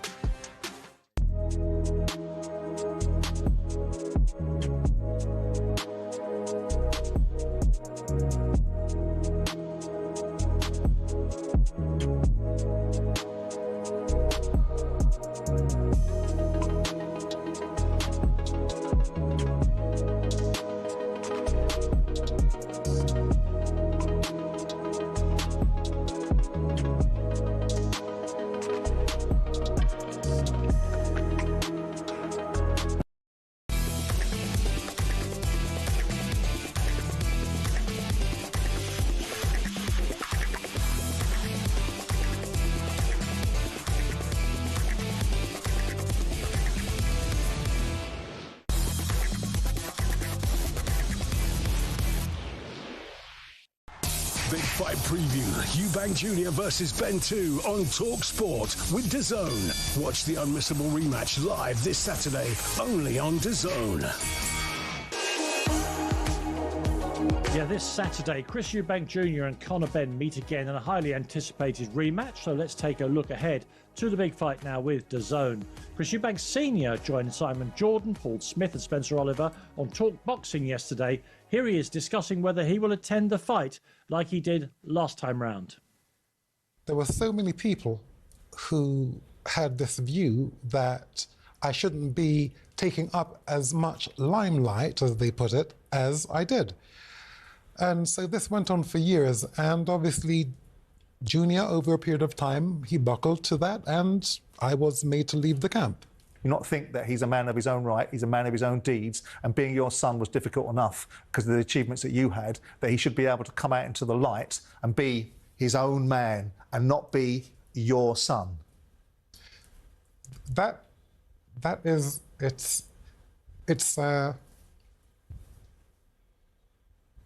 It's corrupt. And so on. That was just a quick look ahead to Eubank Jr. versus Benn 2 with DAZN. Watch the unmissable rematch live from the Tottenham Hotspur Stadium this Saturday, live only on DAZN. Big fight preview. Eubank Jr. versus Benn 2 on talkSPORT with DAZN. Watch the unmissable rematch live this Saturday, only on DAZN. There we are. Man, it's been a busy show. Very busy show, isn't it, Danny? The live Padel and then Rob Edwards breaking, which means we haven't had a chance to do Baker's Dozen. No. And Charlie, I loved your Baker's Dozen this week because it was your favourite dozen advertising jingles. Jingles, vintage. Danny. That's just how it's not the same, is it? The adverts anymore. Are we still going to whiz through them? I'm looking at the producer. Well, do at least the highlights on them, because your people will warm their hands on the nostalgic memory. I don't know how many we've got lined up. If Kinch wants to press go on some of them, then we can. We just talk about it. We can talk through them. Yeah. What have we got here? Who's this? Oh yeah, of course. Do you remember this, Danny, or not? Maynard's Wine Gums. It's true.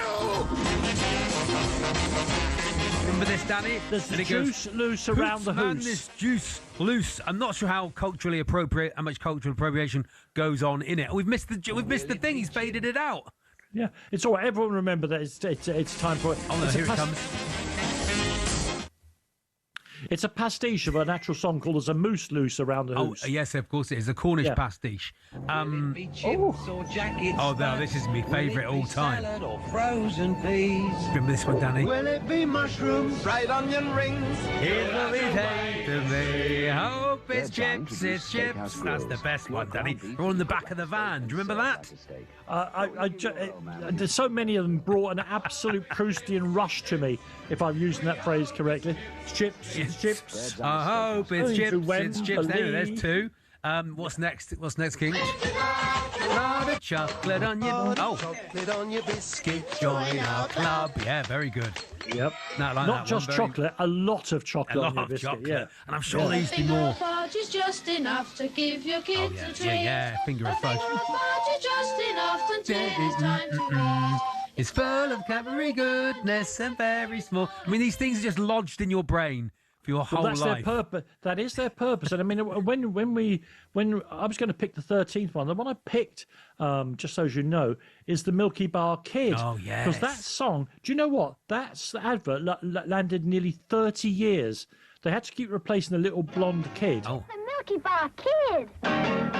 The Milky Bar Kid is strong and tough, and only the best is good enough. Lovely choice, Danny. The whitest bar, the goodness that's in Milky Bar. Lovely. Right. That advert was so successful, the original one where he was dressed up in Western costume, they made a dozen variants with little Western scripts throughout. What I will say about that, I was about 8 or 9 when that first came out, and even then, when they said the Milky Bar Kid is strong and tough, I'd look at my sister and go, "He looks like a weed." To be honest, he looks like he's going to get bullied. Yeah, to be little honest, blonde weed. But at the end of the advert, when he says the Milky Bars are on me, and think about how appropriate this might be regarded in 2025, he pulls a gun out of a holster and shoots it into the air. Yeah, lovely. That's the way to sell your chocolate bars to kids. What else we got? Oh, well. And we all know about this. It's Elvis Costello's dad. It is. What do you know beyond that fact? Ooh. Oh, I don't know. There's a better fact, is there, Danny? There is, I'm afraid, yes. Ross McManus, who's Elvis's dad, who is the singer here, was the singer with Joe Loss's big band. They were the leading sort of light music orchestra in Britain in the 50s and the late 40s. But he enjoyed a mad mid-60s career as a pop star in Germany, where he specialised in doing kind of Latinized and Caribbeanized numbers. Oh, right. I couldn't play his big hit now because it would be thought to be too culturally inappropriate. But if you've got a few minutes, go on YouTube. The sound of it. Ross McManus. Yeah, Ross McManus, and look up. Oh, what's this? This is him. Oh, okay. Oh, yeah, if I had a hammer, okay. Yeah, I mean, and there is, again, on YouTube, there is absolutely beautiful film of Elvis and his dad singing along with various things to each other. Oh, lovely. Our White's Lemonade, hopefully. What else we got? We could have done. Oh, that's it. We've run out of we. They're forced. They haven't run out. They the other ones I had, Danny, were nuts. Yeah. Hazelnuts. Do you remember that one? We all used to do that one as well. Just one cornetto. Cadbury's take them and cover them in chocolate. Yeah, that Cadbury's take them and cover them in chocolate. Surely you had Shake and Vac. Surely you had Shake and Vac. Was in there, of course. Vitalite. Remember that? That lady. Do you remember the Vitalite advert? Oh, no, that's the one. Vitalite. The Israelites, basically. Oh, yeah. I don't even know what Vitalite is anymore. It's a sunflower spread, Danny. Oh, well, but my favourite one, because it features such a good rhyming scheme, is potato waffles, which went bird's eye potato waffles, waffly versatile, eggs in, eggs on, gammon. But that is poetry, to be fair. Charlie, I hate to say this to you because we could have done 45 minutes on this. You have to shut up now because I'm being shouted at by various producers and indeed station heads to go to the news break. We've still got an hour. We've got loads of stuff to fit into that as well. Don't go anywhere else. Stay with talkSPORT and stay with Kelly and Baker.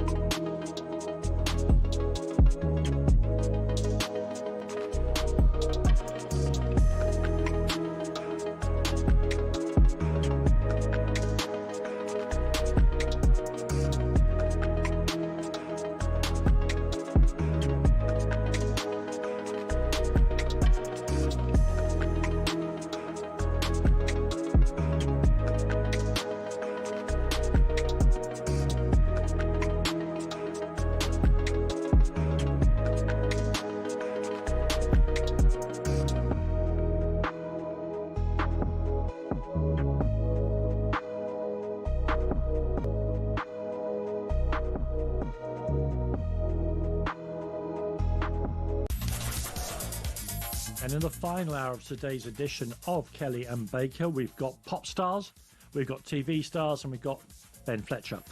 Before any of that, though, let's get all the latest news and sport headlines to come to you now from Max Scott. talkSPORT Sports Update, powered by the Nissan Van Range. Supporting van owners to get the job done. Search Nissan Vans or head to your local Nissan Van Centre. Cheers, Danny. Good afternoon. Thomas Tuchel's told talkSPORT the answer to the previously unanswerable question: can England find a way to fit in all their stars into the same lineup? At the moment, if we keep the structure, they cannot play. They can, but not in the structure and not for the balance that we developed, and not for the structure that comes also with wingers who are like specialists in their position. Tuchel says he won't be experimenting with his England squad. So how does Phil Foden feel, who's been told he'll only be used centrally? He likes it. He has also no choice. He has no choice. This is the role he gets for this camp, and he makes the most of it. I think he loves to be close to goal. I think he loves to be in the middle of the pitch. So I think it suits him good. Remember, England play Serbia live on talkSPORT tomorrow night. Now, Wolves have confirmed the appointment of Rob Edwards as their new head coach. He's left Middlesbrough second in the Championship to take charge of the team he made 111 appearances for as a player. talkSPORT's Ben Jacobs has more. It's a long-term contract which shows faith, but can be interpreted as if he keeps them up, great, and if not, he's the right manager for the Championship as well. He knows the football club. For more details on that, head to the website at talksport.com. And two Portsmouth fans who dressed up as stewards to watch September's South Coast derby at Southampton have been banned from football matches for 3 years. Brothers Kane and Dale Green have pleaded guilty to fraud by false representation. talkSPORT News. An inquiry has found staff at a detention centre in County Durham where hundreds of young men suffered abuse were complicit or incompetent, and the Prime Minister insists Labour is united following rumours the Health Secretary was plotting to oust him. talkSPORT weather with QuickFit. For a limited time only, get 15% off a set of 4 selected premium tyres. Don't miss out and book today at quickfit.com and drive away happy every time. Conditions apply. Rain moving from the south into central areas, wet across northern Scotland as well. Elsewhere, mostly dry with bright spells.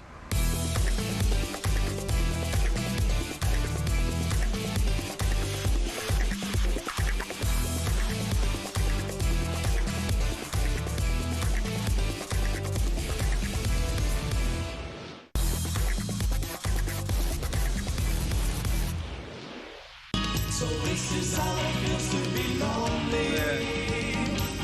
Choice down. Play the hits. Yeah, welcome back, everybody, to the final hour of today's edition of Kelly and Baker. We've got lots to get through. We'll have TV stars, Ben Fletcher, and much else between now and the end of the show. But that, of course, is the sound there of the Inspiral Carpets. Let me just presage this by saying that about 6 months ago, I reviewed David Hepworth's new book. It's brilliant, and it's about a problem we didn't know, or something we didn't know we'd have to address, and that was the idea that pop stars groups would carry on beyond their youth. And it's an amazing book about the antics of people who were in pop groups who carried on when it was no longer just a youthful passion. Proof positive that this can be done in a brilliant way are the Inspiral Carpets, who, after having, we played that because it's almost a joke that we played that because they had nearly 24 top singles. I think they had 15 top 40 hits. Saturn 5 would have been my choice. They're back. That's a great song, by the way. Yeah, they're back in the limelight now, and on the road. Of course, they're big football fans, of course, because they're on a tour that takes them some pretty big places, and they end up playing at the Royal Albert Hall in London. I'm delighted that Graham Lambert and Clint Boone, Graham and Clint from the Inspiral Carpets, join us now. Good afternoon, gents. How's it going? Oh, good afternoon. Thanks, Danny. Nice to see you, and Charlie. Nice to see you. Nice to have you. Well, you know, you're bringing back really lovely memories for me when I was either editor or assistant editor of the NME, and I remember sizing up photographs of you to put on the cover of the magazine and things like that. Yeah. It all seems a very long time ago, but for you, it's been an ongoing career. That can't have been how you planned it when you started. Not really, and it's funny what you're saying about like rock and roll's getting old, isn't it? And as long as the Stones are, the Stones are into their 80s now, are they, or something? I remember the Rolling Stones were going into the 50s, and it was a big conversation in the world of bands. It's like, can you believe the Stones are 50 and they're still doing it? Still playing. So the way I look at it is, as long as we've got people like them at the top doing it, then we're allowed to do it when we're our age, you know what I mean? Which is like mid-40s. Yeah, I hear what you're saying. And I like the idea of using the Rolling Stones as human shields. And even when they're in their 90s and can hardly move, you'll be propping them up and moving them on stage in little wheelchairs and in those walker things. All joking aside, again, try and think back to when you were very young people, teenagers even, thinking about being in a band, and it must have been exciting and all the rest of it. You couldn't possibly have thought that we'd all get to the stage where there'd still be, obviously loads of people still very keen to hear your old music and your new music. I think it's really... there was a time, I'll give you... The Stones is a good example, both of you. A few years ago when they announced another one of their tours, and it was 150 quid for tickets or whatever it was, I was asked to go on talk radio and have a go at this and say, why on earth would you? And I said, I'm not going to do that. I happened to see the Stones... at the peak of their powers. Yeah. But if anyone wants to pay the money now and go and see a great rock and roll band, hear some fantastic songs, why would anyone want to criticise that? It is a snobbery, and I used to be a music snob myself, attached to all of this. Tell us about what you're getting out of it. The fans will get to see a great show, I'm sure. How much enjoyment do you all still get out of it? Yeah, you still love it. And when we started it, back in the mid-'80s, if you like, you don't really think of where you're going to get to or how long you're going to be doing it. You're just striving for the next thing, and that drives you on. It's self-perpetuating. And I saw the Stones in Hyde Park with my wife in 22, I think it was. I'd never seen them before, and I didn't know what to expect, but there was only two people on the stage who wrote the songs of the Rolling Stones that I really like. But it was a brilliant gig. It's one of the best gigs I've ever been to. Yeah. And I'm sure the 60,000 people or however many were there thought the same. And it made me realise at the time, because we'd not done anything for 8 years at that point, it made me realise that we can do this because we're, 20, 30 years younger than these guys, But it was brilliant. And they are great, Danny. They are a phenomenon. And the songs are brilliant. I think as people get older, they get funnier. And I think they get better at playing music, because what replaces youthful exuberance and enthusiasm is nous and knowing how to do it and actually knowing what your songs actually mean. Yeah, life experience as well is a big thing, because we didn't have that when we wrote some of these songs, So now that we're parents and we've lost people, and it's you sort of, your world view's completely different. And one of the things we've come to appreciate even more is the fact that this little band we started back in the 80s is still, our music still resonates with a lot of people. It's not just our mums and dads that are coming watching us. It's people all around the world. Like we've done some big international gigs in the last few years, and it's just mind blowing that songs that we wrote 40 years ago are still bringing people out in Sydney, Australia, or whatever. And you were the new kid, weren't you, Clint? You were. They were. No, I was the new kid on the block. In the band, you mean? In the band, they were rehearsing in your studio, weren't they? Yeah. They were already a band. I mean, Graham and Steve started the band as early as 82, 83, a version of it. And they came to me, I had a little rehearsal studio, and I used to record demo tapes for bands. So they came to me in 86, 85, 86. Yeah, 86, I think it was. And I recorded like 3 or 4 songs, one demo tape with them, fell in love with the music, became obsessed with it overnight. Because I was very much inspired by punk rock. You'll remember punk rock, Danny, won't you? I went to school with John Lydon, my friend. Yes, I do remember it. Well, this isn't about you, Danny. This is honestly, I know your roots are very much... I think you'll find I've got the big microphone. And the fader as well. But, so, I mean, punk is what inspired me to get into music, really. And absolutely, when I heard the Inspirals, the first... version of it that I heard, it was a punk group, and they didn't have the keyboards, and I had this 60s organ that I just thought if we could, combine that with what they're already doing, it'll sound like an amazing 60s garage band, and that's where it started, and that's what we've done since. Excuse my ignorance, is the Farfees organ still central to what you're going to be doing on this tour? Yeah, not the actual organ, but the sound. It's still the Farfisa sound. I've had to retire the machine because it's too valuable to take out on the road these days. They don't travel very well, do they? It did all right, actually, because it's well flight cased and that, but to be honest, it takes an hour and a half to set that setup up, whereas my new system takes 19 and a half minutes. I timed it the other night. And, but yeah, that Farfisa organ, interesting. You know, Noel Gallagher famously was our roadie for many years. Yes. He used to set that organ up and then he borrowed it for the last Oasis album, so it's on the last Oasis album. Speaking of which, look, this is how it went for me. I was editing Q, I think, when Oasis were doing, going to be the biggest band in the world. And I lost interest after about the first two albums because that's the way snobbish music journalists work. I get that. And then so I wasn't very excited about the prospect of seeing them in massive stadiums. So I didn't go. But when I saw their set list and I saw the reaction of the people in the stadium, it was extraordinary.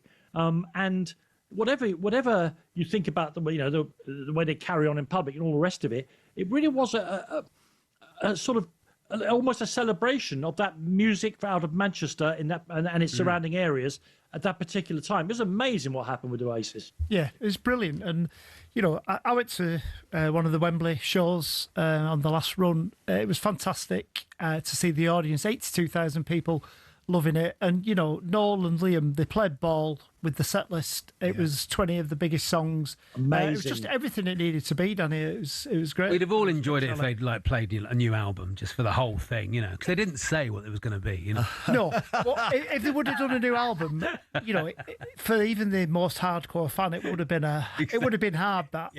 So it was everything it needed to be. And they're still going strong now. I think they're in Buenos Aires as we speak at the moment. Yeah. So what can people expect from the Inspiral Carpets tour? All the hits. Yeah. Couple of new songs. Big show. Lot of energy. It's. How does it work now when you're writing new songs now? Is it the same as the old way you used to write it, or does someone come in with an idea? How does it work? Yeah, all five of us write. So someone comes in with an idea, and the other four pull it apart or add some extra bits and stuff. So it's always been the same in the band. We always share the songwriting credits equally. Songwriting gets easier, really. It seems to get easier. We've got loads of ideas. We're in the middle of doing a new album, recording a new album, which will come out next year at some point. It just all falls into place. It's like you said before, as you get older, things get easier. You know what you're doing. I'm sure if you find as a radio presenter, the exact same thing, Charlie. I think the hard work's already done, isn't it? It's like writing those songs 30, 40 years ago, or making those records and the videos and building the community that's our fan base, building all that. So the hard work's done. So when we plug in Saturday night, the gigs start, it's like all we have to do is, get on stage, remember where to put your fingers and look really cute. Yeah, you know what I mean? Yeah. Look cute. Well, you've got a head start there, the pair of you, haven't you? So it's not. Thank you. Thanks. Listen, it is talkSPORT. I haven't even got round to talk to you about football yet because we got tied up in the music, which is probably appropriate as well. Graham Lambert, Clint Boone there from the Inspiral Carpets. I imagine all the dates are sold out, but if in case they're not, have a quick look on the internet and their tour climaxes, I guess, and it's maybe a very London-centric view with a prestige gig, if you like, at the Royal Albert Hall. Now, thanks to the Inspiral Carpets for joining us here on talkSPORT.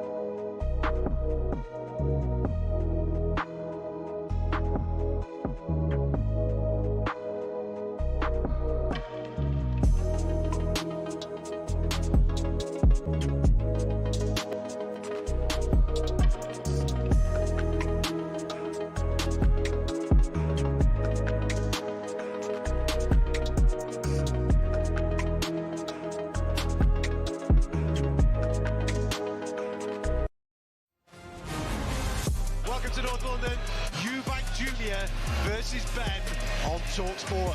Let's get ready to rumble! This is insane! Never seen anything like this! The winner by unanimous decision, Chris Eubank! This is a moment in time that we will never forget. And the final scene, absolutely delivered. We'll catch you next time.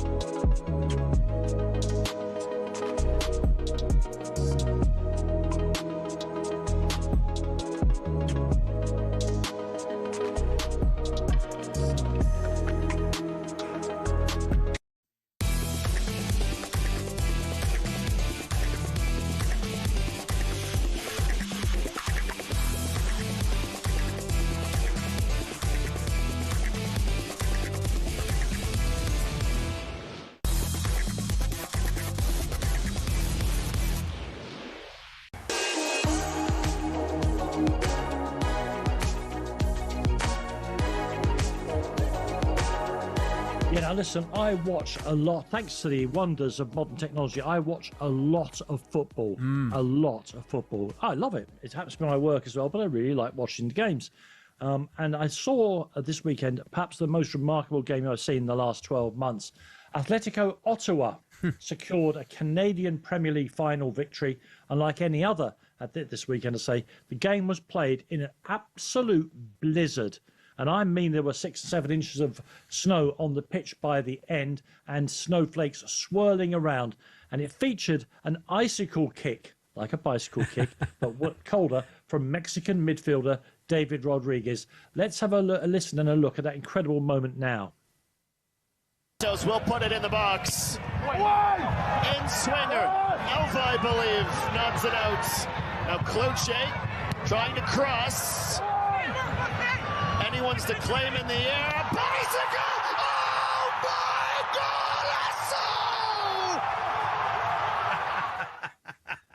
God! Well, now listen. It's so great. Such a great clip. If people can find that on YouTube or on socials, it's magnificent. It's phenomenal. Not because it was great, not because it was a great goal, but the conditions. The conditions are superb. The team who were on the receiving end of the icicle kick were Cavalry FC. They're in the final big game of the Canadian season, and we're joined by one of their players now. Fans of Glasgow Rangers remember him playing for them. He's also turned out for other teams in Scotland, Dundee United and the like, and nowadays makes his living in Canada. And he's a Canadian international too. I'm delighted to welcome Fraser Aird. Hello, Fraser. Hello, Fraser. How's it going, guys? Yeah, good. It's great, and it's lovely to see you. And I'm sorry, I suppose you've been talking about this game for the last 72 hours. You're probably hoarse. Look, you're from Canada, one of the snowiest countries in the world, and you played football in Scotland, but you can never have played in conditions like that before. Try and describe them to us as somebody who was out there in just a football kit. Yeah, it's something I never thought I'd have to play in, that's for sure. But yeah, it was crazy. I don't think that the game should have been played. There was times I looked down, you couldn't even see your football boots. Luckily we had the orange ball. Yeah. But no, it was crazy. I think anywhere else in the world, the game would have probably got called off, but because it was a final on national television, and look at all the traction that the game has got now. I think that's what the CPL wanted. But I can tell you that throughout the season, we don't normally play in conditions like that. Canada, we play during the summer most of our games, but that was a one-off crazy game, and I've never seen anything like it. What does it have to get like for it to be called off? I think there's rules through FIFA or through CONCACAF, and I think it's got to be like -15 or something. I think on the day it was only -5 or something like that, but it was more the amount of snow that came down, because we went for a team walk probably 5 hours before the game, and you could see the sidewalks, everything. It was just starting to snow. As soon as the game kicked off, it was got 10 times worse. And at that point, there was already fans in the stand, and they started the game. And second half was definitely a lot worse than the first half. And then also we had the break going into the extra time, and they came on and cleared the park quite a bit. Extra time, it was a lot better. You could actually see a little bit of the AstroTurf underneath the snow, but the first two halves were you couldn't even pass the ball. You were just trying to get the ball up front, and hopefully the team that we were playing against made a mistake. Fraser, look, Canadian folk are pretty hardy. I don't have to make up a Canadian friend. I really do have a very close friend who is Canadian. Hello, Roz. I very much doubt you're listening. But sometimes when we say, "Oh my God, it's freezing, isn't it?" she'll stand there in her singlet and shorts and goes, "What are you talking about?" Because she is Canadian. In a serious sporting question, though, did you and your teammates, but even before the game, the icicle kick, did you and the other players, did you feel, even allowing for the television coverage, that it was a fair contest? Should it have been called off on a sporting level? Obviously, all the boys were excited to get to the final. You've worked hard all season, playing in good conditions. Obviously, being in Canada, we get great summers, but it was just unfortunate that the day that the final was on, Ottawa got hit with a snowstorm.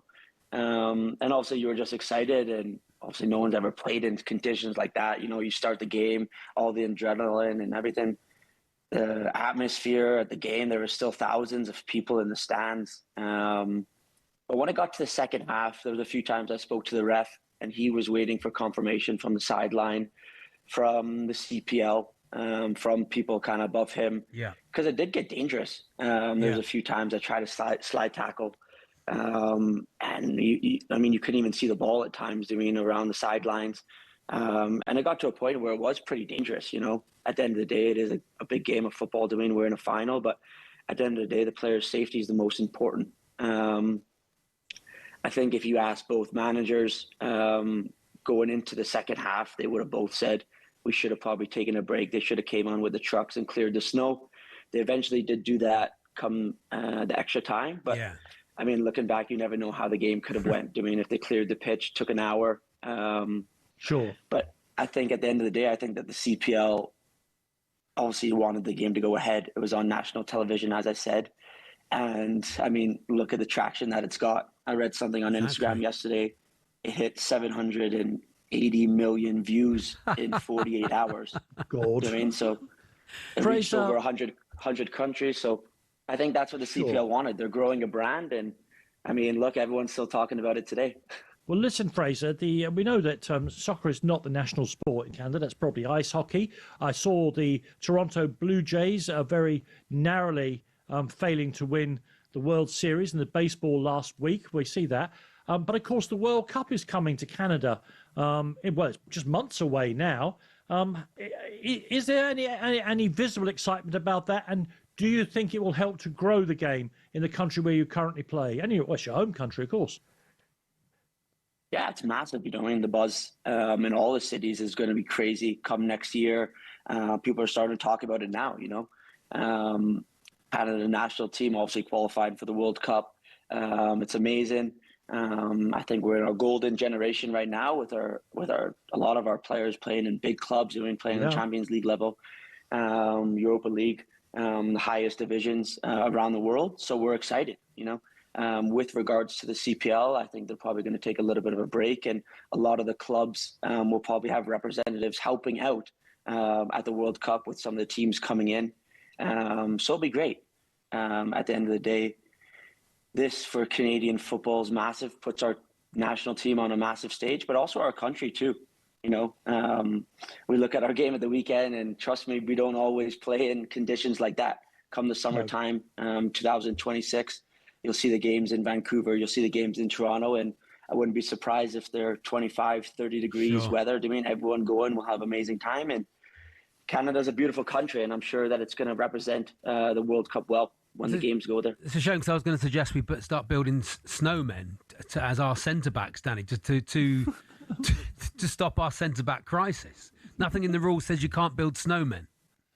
No, I don't. The problem is, as Fraser rightly points out, I very much suspect the conditions in the World Cup games will be a long way from what we saw there. Spoiler alert. Listen, commiserations about the result, Fraser. You're taking it very well. And you've now added to my list in my life. You're right, Canada's a beautiful country, and I've never met a rotten and horrible Canadian. You're now on my list of good Canadians. Thank you very, very much indeed for joining us here on talkSPORT, where, unfortunately, from my point of view, Kelly and Baker is rocketing towards the finishing line.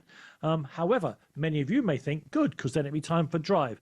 One way or the other, you don't want to turn that dial. Stick with talkSPORT.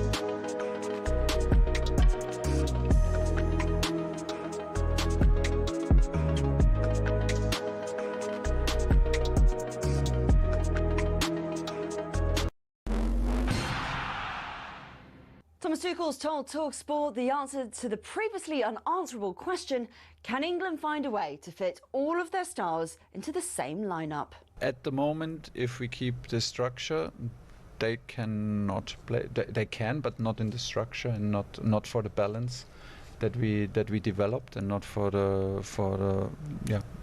structure that comes also with wingers who are like specialists in their positions. Tuchel also said he won't be experimenting with his England squad. Remember, England plays Serbia live on talkSPORT tomorrow night. Now, Wolves have confirmed the appointment of Rob Edwards as their new head coach. He's left Middlesbrough second in the Championship to take charge of the team he made 111 appearances for as a player. talkSPORT's Ben Jacobs has more on this one. It's a long-term contract which shows faith, but can be interpreted as if he keeps them up, great. And if not, he's the right manager for the Championship as well. He knows the football club. For more details on that story, head to the website at talksport.com. And 2 Portsmouth fans who dressed up as stewards to watch September's South Coast derby at Southampton have been banned from football matches for 3 years. Brothers Kane and Dale Green have pleaded guilty to fraud by false representation.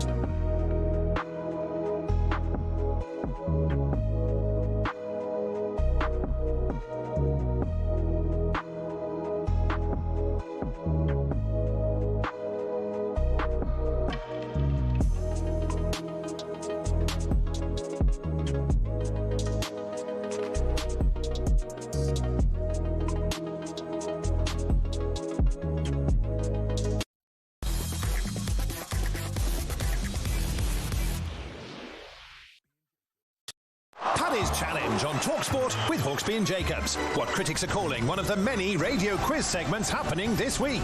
Paddy Power. 18 plus begambleaware.org.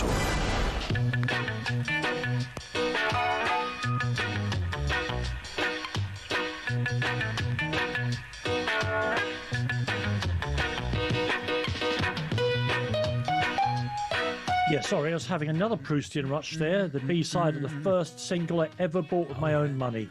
Time now for Paddy's Challenge, our quiz for charity in association with our friends and official betting partner, Paddy Power. In Paddy's Challenge, we put our knowledge of the wonderful world of sport to the test with a chance of raising lots of cash for our nominated charities. Unfortunately, for the Sporting Memories Network, that's who I'm playing for today, and Charlie is raising funds for the Rowcroft Hospice. Helping to manage proceedings and ensure fair play is our guest quizmaster and my great friend, he should remember that, Ben Fletcher. Welcome, Fletch. Very good afternoon, gentlemen. Danny, lovely to have you back. Nice of you to be wearing Woking's away colours today, by the way. Lovely shade of yellow. It's also Torquay's colours. I've been linked with many clubs in this. I didn't know Torquay played in yellow. So, Paddy's Challenge, you'll each be asked multiple... One day you'll get up a league high enough to play them. No, they're above... Actually, Danny, they're above us. I hate to say it, Woking are above us. I know. But I will just give you a good fact, which was Farnborough last week was the first time Torquay have won not in yellow in 18 months. How about that? There's one for the pub quiz. Maybe it'll come up in this quiz. Might do, you never know. Imagine Alistair McGowan voicing that. So, you will each be asked 3 multiple-choice questions posed by the voice of Paddy Power, Alistair McGowan. The winner will be the player that scores the most points. In the event of a tie, you'll both win the chance to raise some cash for your charities. Max won last week and backed Cambridge United's under-21 side to beat Brighton in their Football League trophy match, which they did 1-0. That's another 26.67 added to the Sporting Memories pot. Let's see if we can raise some more cash for your charities this week. The virtual coin toss has taken place in the control room under the watchful eye of many a junior middle manager. There's a few of them in today. Must be a free drink on. And it determines that Danny goes first on this occasion. So if the highly paid technical team are ready with the royalty-inducing tension bed, which they are, Danny, here comes your first question. Manchester City's victory over Liverpool this weekend was a major managerial milestone for Pep Guardiola. How many competitive games did the match mark in his incredible career spent managing Barcelona, Bayern Munich and Manchester City? A. 750 games. B. 900 games. Or C. 1,000 games. Charlie's already getting his excuses in. It's unbelievable. It's unbelievable. Well, no, maybe they're taking into account my advancing years and all that sort of thing, Charlie. The answer's 1,000, of course it is. Good one. Absolutely right. It says here, after winning the Premier League for the past 4 years, City find themselves in an unfamiliar position, apparently outside the race for top spot this season. But I don't agree with that one bit. And they didn't win it last year. No, exactly. they haven't won it the last 4 years either, yeah. An easy question and a nonsense fact. Move exactly right. Well, Charlie, good to see you in the usual spirit of the game. Here comes your first question. West Ham boss Nuno Espirito Santo steered his team to a crucial victory last weekend over Burnley. This result marked a significant club milestone. What did the Hammers achieve for the first time since December 2014? A. Winning 2 home league games on the bounce. B. Keeping 3 consecutive clean sheets in the league. Or C. Winning 3 consecutive games away from home.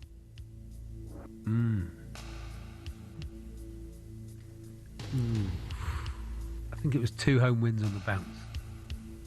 1 point to Charlie. You're absolutely right. The Hammers have now won consecutive Premier League games, there, wasn't it? despite conceding the first goal each time. It was a harder question. So one apiece, and we had back. Oh, I see. Now you're starting. That should have been 2 points. Okay. I'm trying to keep everybody placated. That's my role here, and an unusual one for me. Lot of egos in the room, Fletch. Exactly. A lot of Lynx Africa as well. Question 2, Danny. Here it comes. Lionel Messi has achieved another major milestone in his glittering career, registering his 400th career assist in a 4-0 win for Inter Miami. He's now closing in on the record for assists held by Ferenc Puskás, who holds the all-time record with how many? A. 344, B. 404, or C. 424. Obviously, I haven't got the foggiest notion what the answer is here. What are you even doing? So just because I wrote the numbers down, just because I like the shape of the figures, I'm going to go for 404. Pick that one out. How about that? Middle diddle, as Paul Hawksby would say if he was here. He may be 38 and not playing in a top European league, but Messi indeed still churning out the numbers. So 2-1 to Danny. Yep. Charlie, bit of pressure. The ball's on the spot. Here comes your second question. An astonishing NBA record, which Michael Jordan held for 38 years, has finally been matched as the Chicago Bulls continued their strong start to the season. Well, good. What was the record? A. Scoring back-to-back triple-doubles. B. Scoring 50 points in a single game. Or C. Hitting a last-second game-winning buzzer-beater from the Bulls' half. Well, it's not. It's more than 50 points because 50 points is rubbish in an NBA game. In a game, not in a half. The third one, C. Oof. It was scoring back-to-back triple-doubles, according to this piece of paper, what I have here. The first time that's happened since his Ennis managed it way back in the 1988-89 season. It's not the team, is it? It's one of the players did that, not the Chicago Bulls. If you're not, I'm not sure. I mean, does a it triple count? double means you've scored over 10 points. You've done Michael over 10 Jordan rebounds. held. Michael Jordan. Yeah, held. but they haven't. Didn't- The but question was which the team, not a player. Well, as I always say, take it up with complaints at talkSPORT. Yeah, hang on. But didn't Ice Cube in his song "It Was a Good Day" also quote mess around and scored a triple double? He may well have done. Well, he did. Yeah. The question made no sense. Well, take it up with our friends on the 10th floor. Don't shoot the messenger, Charlie. Now. Save your energy for tomorrow. Danny, an opportunity for you to win the quiz now and end this episode of Hashtag Pointless farce. Yeah. Here comes your third and final question. In a massive international rugby clash last weekend, the world champions South Africa Springboks humbled France. What made this victory particularly notable for the 14-man Springbok side? A. It was the first time they'd beaten France in Paris in 10 years. B. It was the first time they'd played a match entirely in pink kit. C.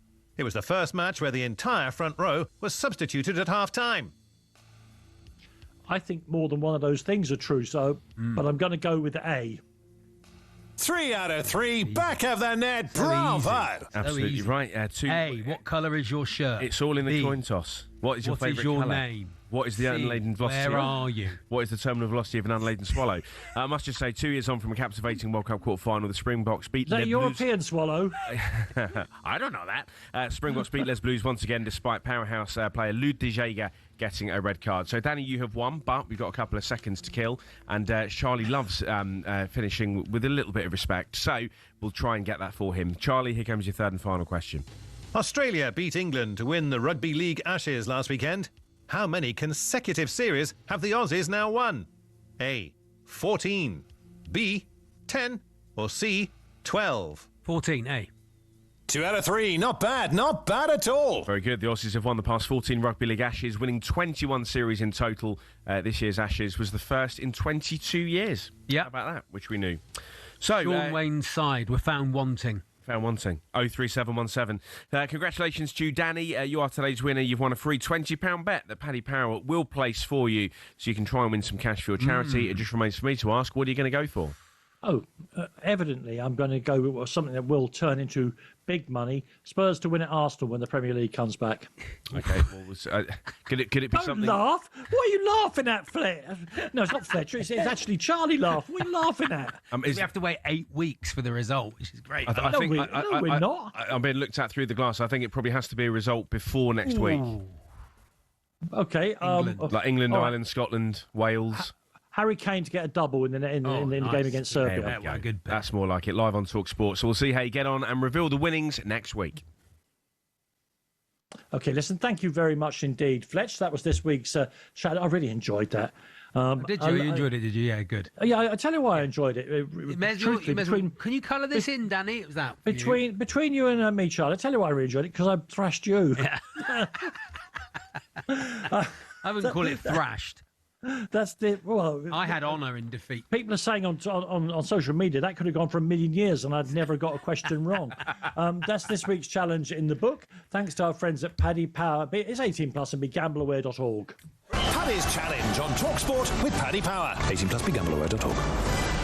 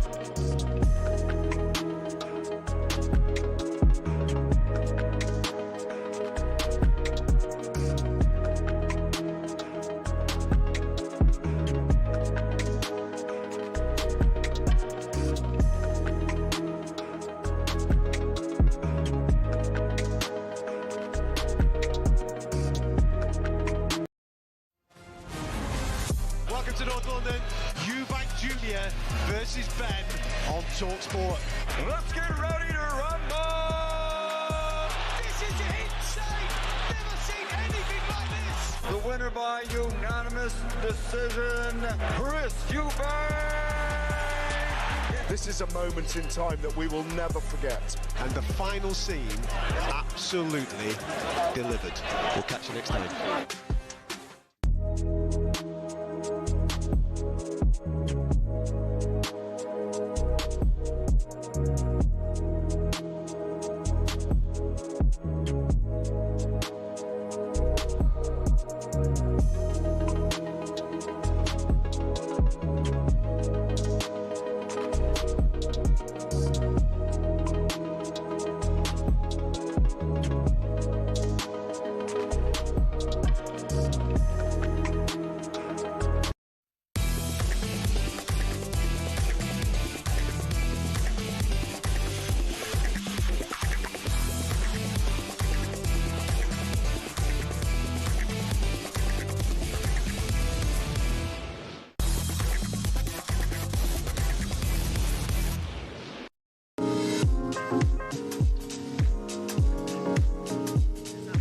Yeah, here we are on Kelly and Baker, hurrying very quickly towards drive with the now world padel champions. We'll talk about that. We talked about that a little earlier in the show. And moving fast, I guess, is appropriate because our next guest is Spencer Matthews, who you remember, of course, as TV star on Made in Chelsea and many other things. And these days, I guess you'd call him a healthy living advocate, mentally and physically, but also he's an endurance athlete of some considerable talent. Welcome aboard, Spencer. Lovely to meet you. Thanks so much. Nice to meet you, Danny. Yeah, thank you for coming in. I think I guess the two things intersect. Your own decision to take control of your own health, mental and physical, and how you've ended up doing extraordinary endurance athleticism. Talk to us about some of the things you've done. For instance, you've done the Marathon des Sables, the hugely long race through the sand dunes in the Sahara. 155 miles, yeah. Yeah. So that was kind of my first main endurance event, I suppose. I'd done a couple of marathons before that. I decided to do the Marathon des Sables, which, by the way, even if you're not a runner, it's the most extraordinary experience. Just to be kind of somewhat lost in the desert. You learn quite a lot about yourself. It was really quite transformative. Came out of that, did a few other similar ultras to that, similar distances in Arctic Sweden and in the Amazon rainforest, and then kind of looked to expand on that a bit. I was very inspired by Russ Cook, who ran the length of Africa, the hardest geezer, who no doubt you've probably spoken to. And that made me really try and think outside the box with what's possible. And I ended up running 30 consecutive marathons on sand last year in the Jordanian desert. We raised a fair amount of money for Global's Make Some Noise at the time, helping about 50,000 families. And I find that those two things coincide really well. These endurance challenges that are quite dark and grueling in nature, but paired with a really interesting purpose and cause, you find yourself pushing yourself further than perhaps you thought was possible. And it's a new area for me, I suppose. But we're moving on to the next one. The next challenge starts first thing tomorrow morning. It's triathlon based, yeah? Yeah, we're going to be leaving the house at 5 a.m. It's 7 full distance triathlons. Those distances were made famous by Ironman, so same distance as a full Ironman, one in each continent in pretty quick succession. Including travel, obviously, so can't do one every day. Trying to do that in 21 days, raising awareness and funds for James's Place, which is a male suicide prevention charity based here in London, who are just truly phenomenal. They save thousands of lives a year and offer men in crisis help quickly. And make a massive difference to men. People are killing themselves nearly every single hour in this country, and we're going to try and make a big difference to that. Good. Not least, I guess, because just by you coming on here, the issue of male suicide.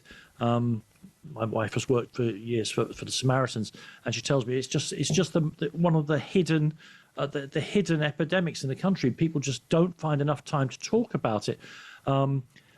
So it's a fantastic cause, and we're very glad that you'd come on and give them some publicity there. And hopefully you'll raise lots of money for them. The 7 Ironman triathlons: London, Arizona, Cape Town, Dubai, Perth, Rio. So far I'm with you. I think I could do those.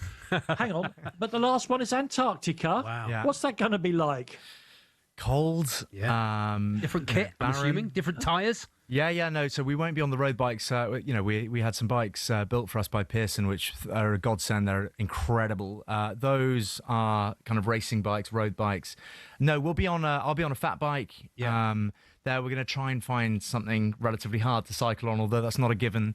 The swim is the problematic piece of that puzzle. Only 2 men have achieved an Ironman distance triathlon on Antarctica before.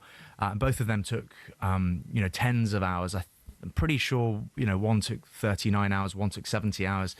Sorry, can you break down the distances for people who don't know what the... Sure. So each of these races will be a 3.8 kilometre swim, a 180k bike, and a 42.2 kilometre run, a full marathon at the end, starting tomorrow morning in London at 6 a.m. Look, I mean, it sounds, you'll forgive me for saying it and using a word that perhaps is inappropriate. It sounds bonkers, of course, what you're setting out to do. How can people learn more about the challenge? The usual question. Is there a website set up where people can learn about what you're trying to do here without making jokes about it and all the rest of it, and perhaps contribute to the very good cause you've outlined to us? Sure. So we're working with GiveStar as a platform to raise the money. All of the money raised will go directly to James's place. My team and our efforts and travel and costs are completely separate to the charitable fundraise. And you can find information on my Instagram account at Spencer Matthews. There's a link and a few pinned posts with quite a lot of information regarding the fundraise. But if I can just say, one more thing potentially around the male suicide stats, isn't it extraordinary that the most likely thing that could kill you if you are 35 years old or under is yourself in this country? When I heard that, I was having a conversation with Harry Wentworth Stanley, who's James Wentworth Stanley's brother. James's place is named after James. He couldn't find the help that he needed before taking his own life.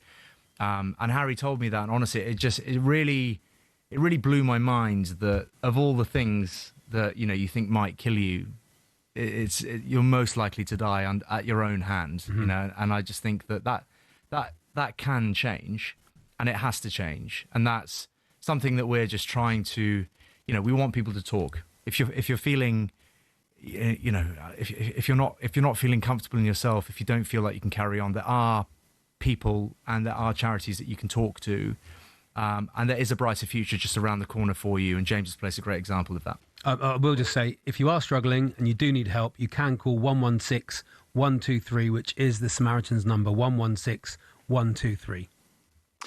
Last question for you then, Spencer. Thank you for all of that very important information. And will the lovely Mrs. Will Vogue be supporting you on this?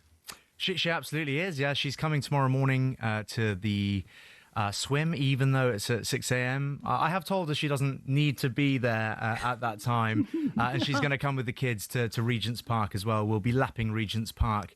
We can all do the London one. It's the Antarctic one she needs to be at, Danny. That's the one. Yeah, I'm there till Rio. I'm with him every step of the way till Rio. Then anyone can do Antarctic Regent's Park.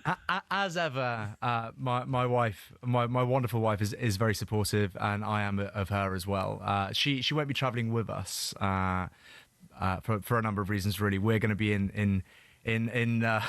It's not the kind of thing I think that you want to come along to, if you know what I mean. We're going to be. In the weeds. Yeah. We're going to be in the weeds. Listen, this isn't Spencer, a place for her. It's been a joy talking to you. Thank you so much. An important cause too, which means that the joy is doubled. Charlie's given you a number there that you can check out if you're having issues with some of the things that Spencer's been describing there. He has got an ordeal ahead of him doing those 7 Ironmen in 7 different continents. I have to say it's been no ordeal working with Charlie Baker for the past 3 hours. In fact, it's been stupendous fun. I hope you've enjoyed it. I hope you've enjoyed listening as much as we've enjoyed doing it, in which case you've had an absolute blast. Up next here on talkSPORT is Drive. I'll be back on Sunday night with Trans Europe Express. Till then, God bless you all and good afternoon.